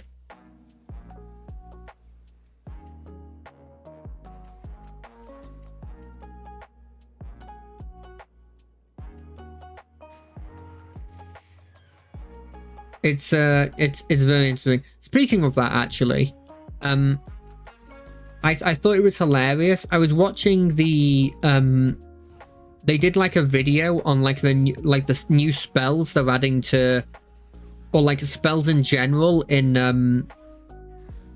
the D&D New Player's Handbook, and they were like, "Don't worry, guys. There's a bunch more spells in this book. There's a solid 30 more spells in this book. 30 new spells in this book." What they don't tell you about this 30 is, 1, 30 extra spells in the Player's Handbook is not a huge amount of spells. 2, we already know what one of those spells is. One of them is Divine Smite, because Divine Smite is now a spell. And 3, of those 30 spells, it's not actually 30 new spells, it's 30 new spells counting the spells and Tasha's and Whizbang that they're porting over to be Player's Handbook spells now.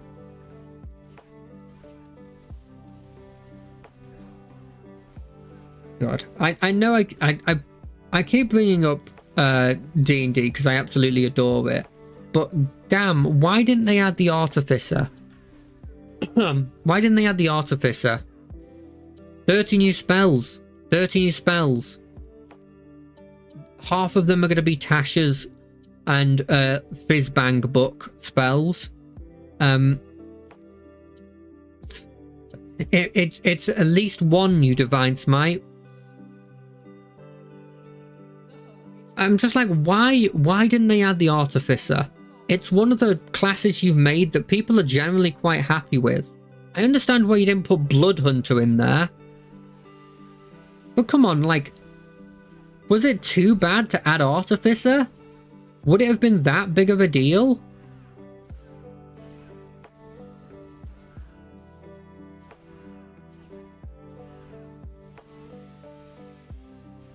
Like, I think it's a really cool class and I just wish it got more attention. Because I really want to play an Artificer in something.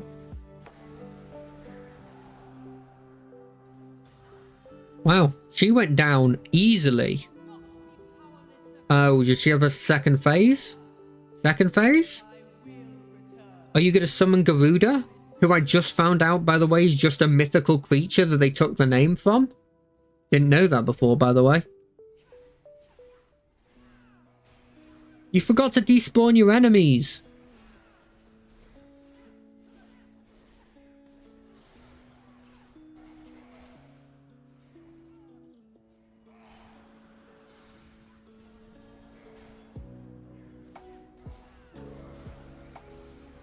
But yeah, it was so hilarious seeing them talk about the spells and also talking about the crafting, because they start talking about all of these like, oh, cool things you can use with crafting, where they're like, oh, each tool has a skill now that's affected to it, and we've put a list of things you can craft, and like all this stuff this is stuff you can do, and it's like, yeah, cool, you've taken stuff from like Xanathar's and you've added it to the Player's Handbook. That's not impressive. And you've added some new things they can craft, sure. And then they start talking about how, like, they sort of sneak this in the end. They're like, you can do all of this with your downtime. As like, okay, what happens when? What happens when what if we just don't have a lot of downtime? Well, I guess you're screwed. The thing is with crafting rules, I disagree with you a bit here. I think they are. I think they're a decently more important, because I think it really changes how you can, like, the complexity of like characters and your like in combat and out of combat stuff when you have access to a really good crafting system. I feel like crafting just adds so much to the game that I really hope that they've fleshed out the rules a bit more. Because like they talked about, for example, they talked about cartographers' tools, for example, and the fact that they didn't have a way to purchase a map or even make a map with cartographers' tools. Yeah, but we're literally talking about a system, a time in which they can change the system. Obviously they can't take it past a D20 system, but they can. This is a bit where we can literally, they can't use the excuse, oh well, that's just the system. This is a way they can revamp it. What I mean when I talk about things they can do, I'm talking about like options, like modifiers that you could put on potential weapons if you craft them yourself, or like specific rules in place for like what in the world a map can do, and like what abilities it gives. Like maybe if you have a map that's good enough, you have rules in place for like how to draw a map and how to make a map. And then if your map is good enough, maybe it gives you advantage on survival tracking roles or something like that. If you just add a lot of stuff in there that you can potentially use, like cool little rules, you know, like how they added in Xanathars that like cooking supplies, you can cook a meal and it gives you like some temporary hit points for everybody who eats the meal. That's not adding a lot into the fight unless you're really early level, but it's a really cool flavor thing that means that crafting becomes a bit more of a thing in the world. I don't know. There is also an argument to like how much of this do they put in rules and how much of this is talking with your DM about like potential things you could like asking questions about like, hey, could I do X or could I do Y? I guess I'm sort of in the mindset of like, I'm not great at thinking of asking these kinds of questions. But if I have established rules in place that I can look to and go, oh, look, like this says I can do X if I have this. I feel like it gives me a bit more of a guideline for me to try and come up with creative solutions.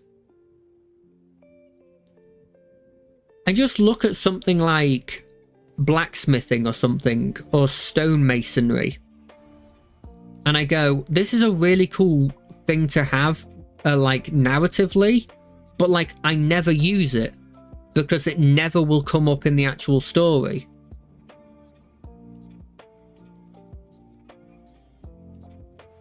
And I think they've shown to a certain extent that like they can do stuff that is like interesting with the roll, like the Roll20 system, like with a D20 system, with like some of the skills you can do with tools, with your tool mastery in like Xanathars, like for example the thing I said with the cooking utensils. No, that's fair enough. That's fair enough. I think they've shown that they can do something more interesting that doesn't rely on that in the Roll20, in like the D20 system. Oh, I have to take the seed. I think they've shown that they can do something interesting with it, and I think it would do a lot for like making your character interesting and giving like cool little benefits. I think it would do a lot to flesh out the system as a whole, and I kind of hope they put some thought into that when they're doing the crafting rules. The idea that like there's somebody there who's an alchemist he's there so that you buy the materials from a shop and he crafts your potions for you, and that's part of his job, and that goes into his role. I feel like adds more to the character for me.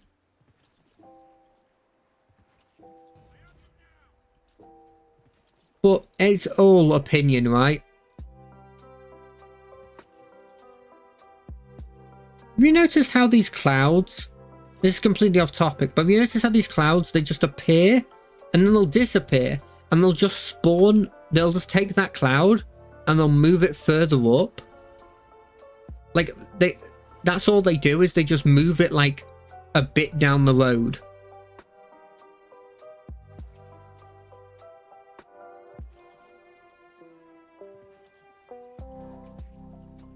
Like it's obvious that it's just an effect that they have, that they've just moved further down the road.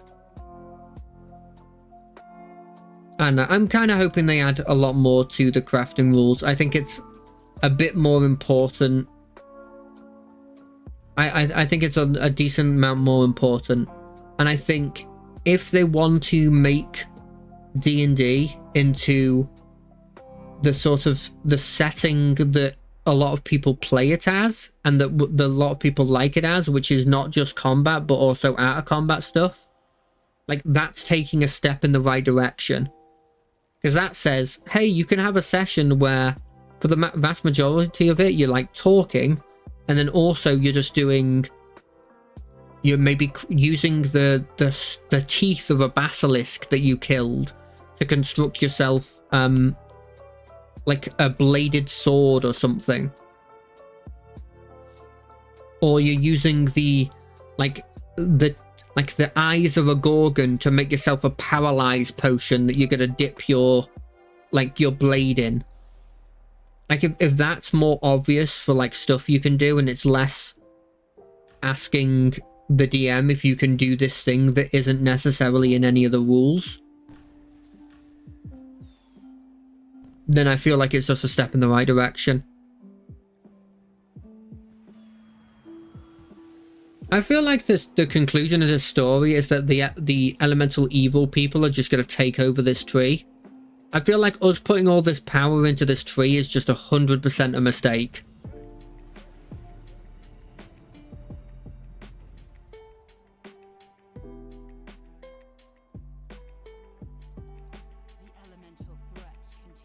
Coast guarding, sure. I planted the seed.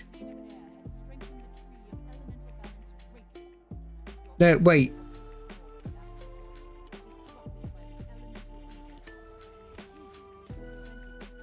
Am I not doing coast guarding anymore? Oh, I am. There's just another one that Sergeant Knox wants to talk to me. Hey, Sergeant Knox.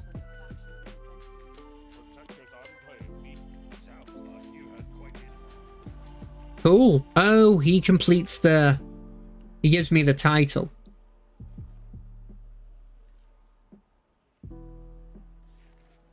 We'll see. Anyway, I will say, talking about good points that they've done,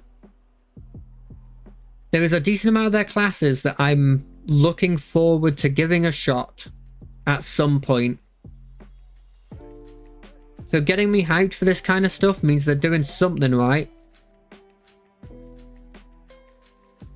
They're doing something right. What is this level? Okay, cool. It's not what I want. What's the helmet like though? Ooh. I think that's better.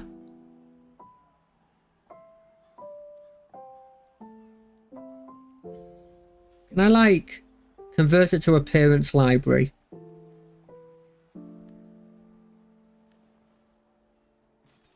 Appearance. Head. Did I not do it correctly? Fashion. Inventory, library. Oh. I guess I did it incorrectly. I just skipped past it. Oh well.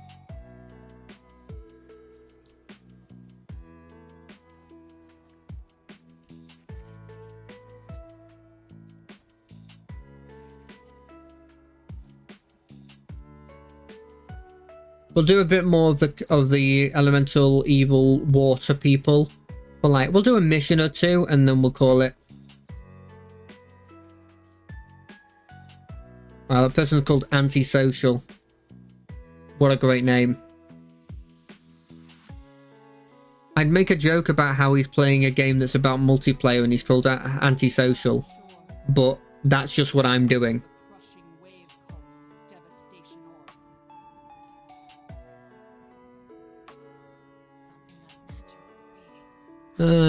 Druid of the Enclave. Also, by the way, the fact that it took so long for them to think of like, hey, why don't we do a druid that's related to the sea? Like the biggest part of like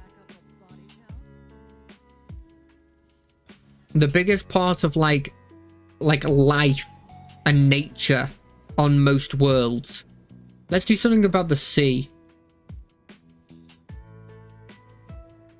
What are these?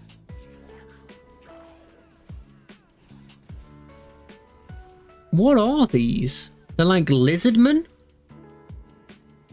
I thought lizardmen were associated with the dragons. I've been seeing them a lot with the dragons, but maybe they work for multiple people. I guess I can't assume a whole race is working for just one other kind of race.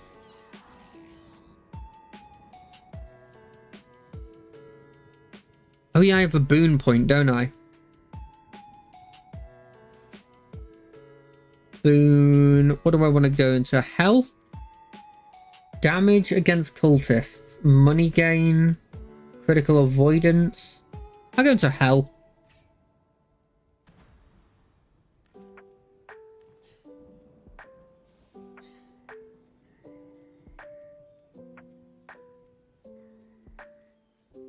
It took so long for them to think about water.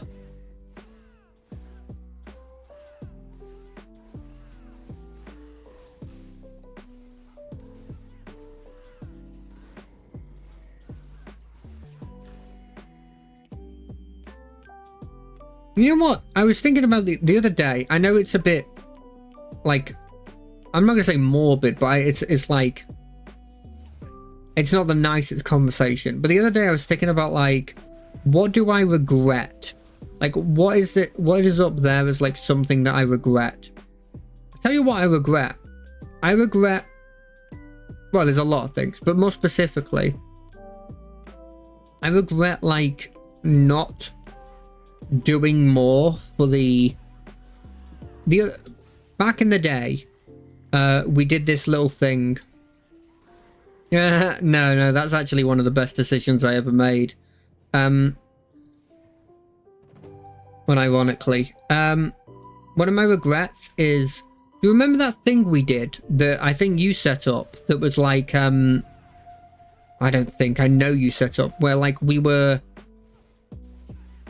playing characters. I think I was playing a hag lady. I regret not being more attentive on that.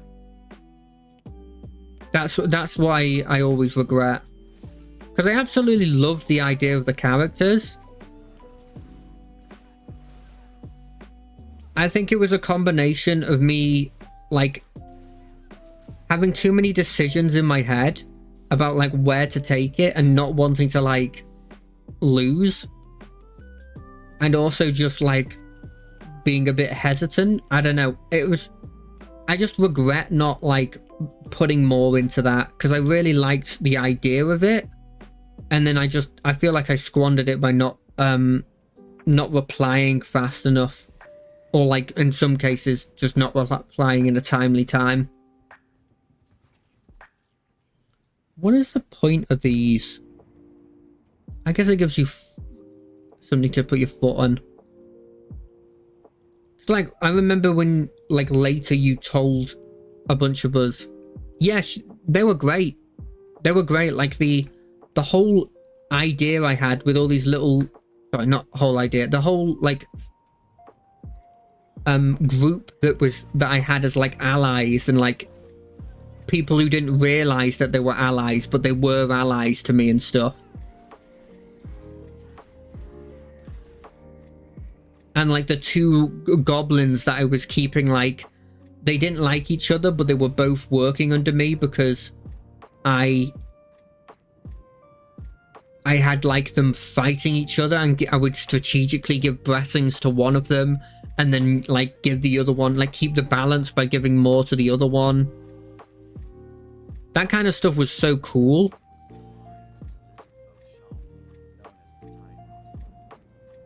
And the idea that at some point there was a chance that we could have like made it to an area where one of our characters was ruling, and we could see like what was happening like as our base characters, and that feels like it'd be so cool. The idea that like everyone's like, this is a weird place, so these people are being a bit like weird, I wonder who rules here, and then you just have the one guy who knows what's happening just sitting in the back going, oh god, I can't say anything because my character doesn't actually know. I know, but my character doesn't know.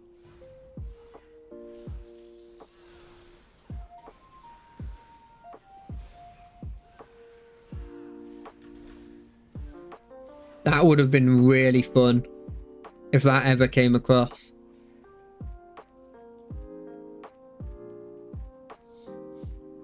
And then hearing about all the characters that we that like we were playing, they all sounded awesome. Like I remember that. Yeah, well, no, I think I feel like execution was probably on the maybe on my side there. I definitely am not happy with how I executed it.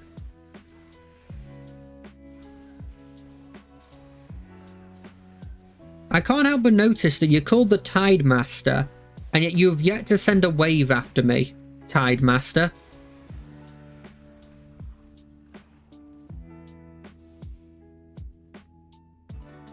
Maybe, but it also would have helped if you had, you know, if I was replying quickly enough.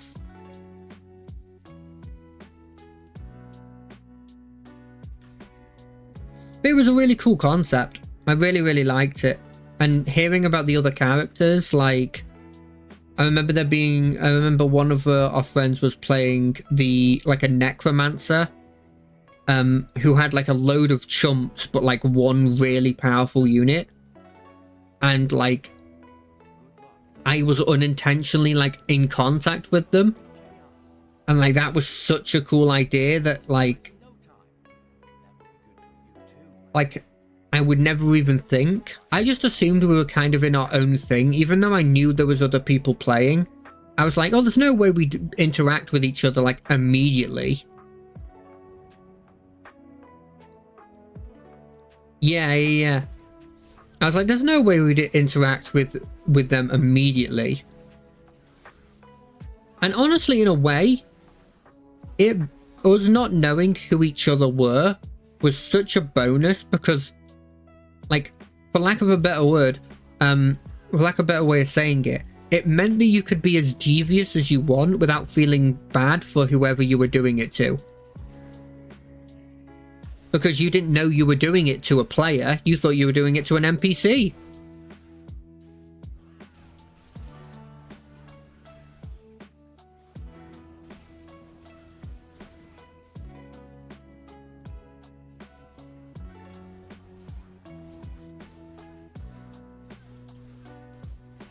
Which is,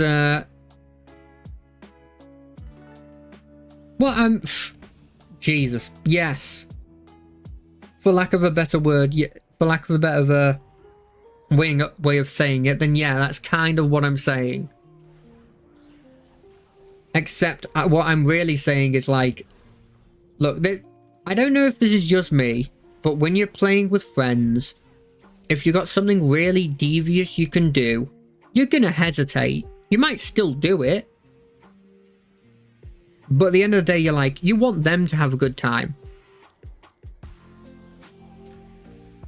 And so, if you're in a situation where you don't know you're fucking them over, yeah, I need to get better at actually fighting in those, so that there's somebody there actively fighting you.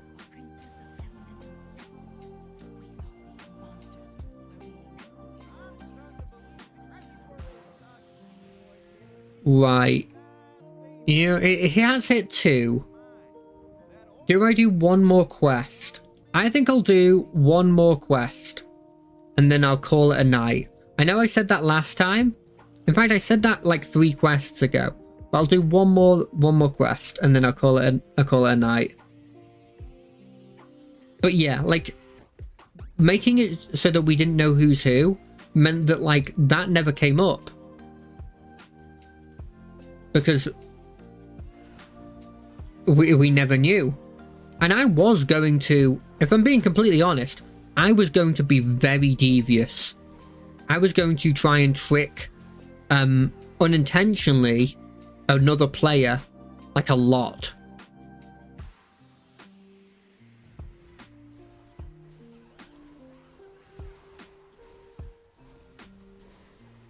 I think honestly, like, This might sound a bit mean, but it's not supposed to be mean. I think the most important thing, if you do try and do that again, is to sort of like, how do I say this? Like, put your foot down when it comes to time frames, because I know that like I was taking too long, and if someone was just like, no, make your decision now, or make your decision within the next couple days, or else you were just indecisive and nothing happened. It might do better. I'm not sure. Like, I'm only thinking about the problems that I feel like I had in terms of like what I would do. Yeah, I mean, if it means that like it keeps the thing going, like, I give you permission to be an absolute dick towards me. If it means that it like the story keeps going and I'm not the one holding it up. Because all I think about is all these plans I had that it never came through because I just took too long. If I could have finished what I was trying to finish and I would have succeeded what I feel like it would have been hard to succeed at, but if I did it, I feel like I would have made a potentially like end game sort of level of threat given enough time.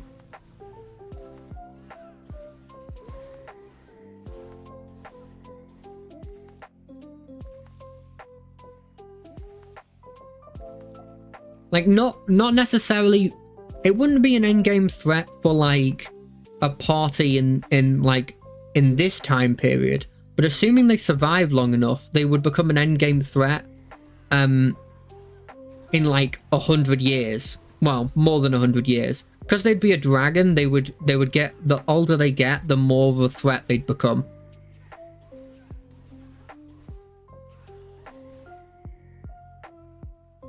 I don't know. It would have been so cool if I succeeded.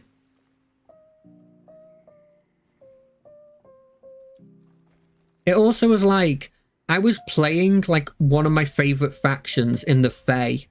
I love the Fae. I'm not very good at tricking people, which is never good when it comes to playing the Fae. But I love the Fae in concept because a lot of the time they're related to nature.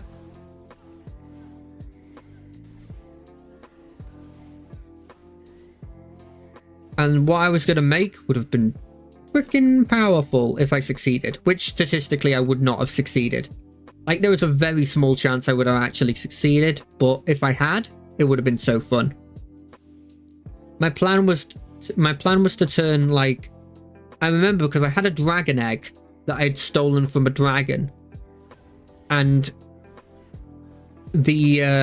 my hag coven had previously lost the third member because the like D&D party that we were playing at that moment, they had killed the third member of this hag coven. Yeah, they had destroyed her. It was a long fought battle, but we destroyed them. And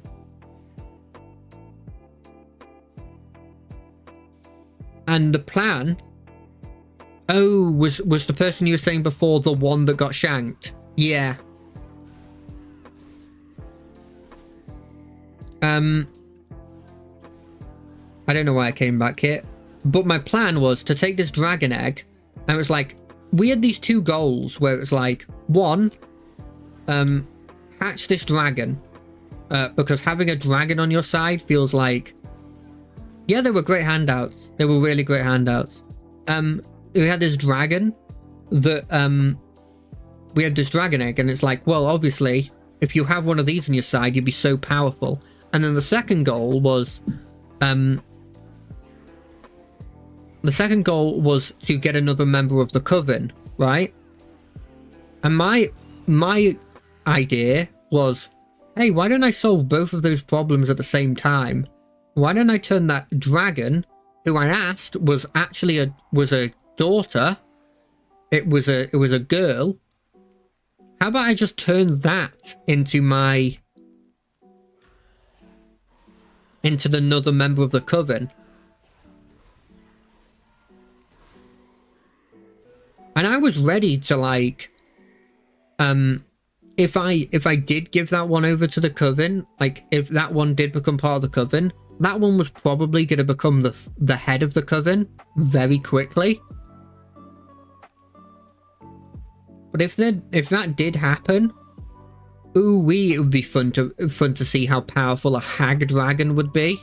Could you imagine that? You take the raw power of a dragon and you combine it with the Hagen. Yeah, that'd be what it'd be called. Where the hell is all of this silver ore I'm supposed to get? Like the raw like weird magic that the hags have that like makes no sense and breaks the like laws of magic, combined with the raw power of a dragon. I feel like it would be such a powerful threat that like, that's what I'm talking about with like it being an endgame threat. Because maybe not now it would be an endgame threat. It'd be a powerful threat now, but it wouldn't be an endgame threat because it would just be a young dragon. But with age, that thing just gets stronger and stronger and stronger and stronger. Oh, that's the gutting fish. I have no idea what these final 2 bits of ore are. Like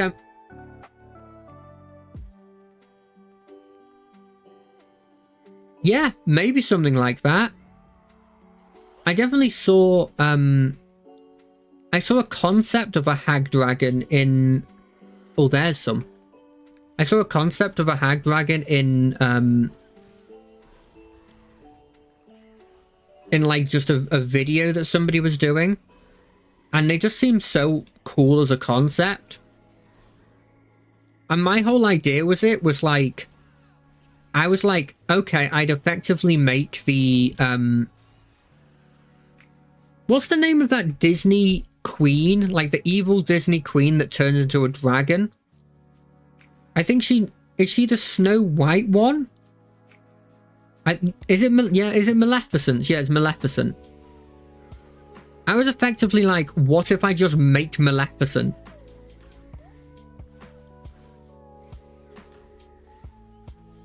Because I was thinking like, what would be the combination of like a dragon and like a very powerful fey creature?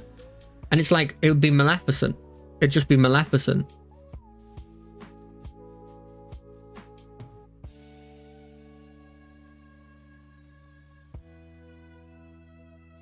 And then I'd just leave this incredibly powerful creature and I'd just be like, well, Onyx, I've just given you a potential villain for a different campaign.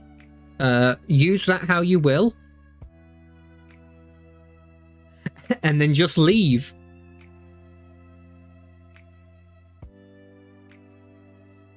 After like, this is best case scenario. This is after I've taken over like the local kingdom.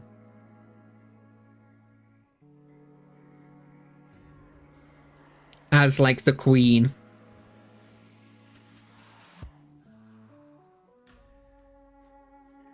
But I mean, realistically, what would have happened is I probably would have failed the dragon, the Hagon creation, destroyed the egg, destroyed the other person that would be part of the coven, and have to just take some random child that I do a deal with somebody to get,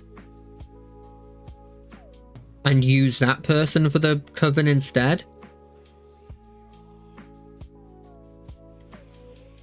I've never seen another person come into this same instance. I thought they were unique to me.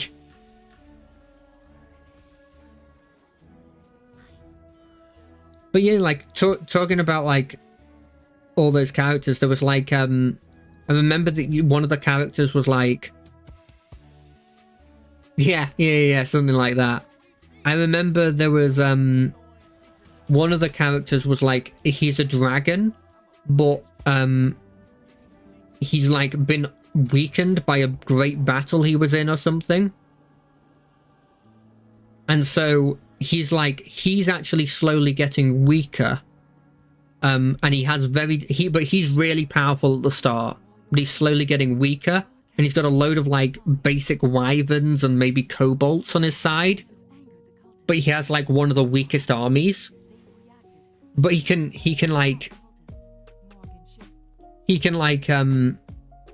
field himself, and he's very, very powerful, but like he doesn't heal.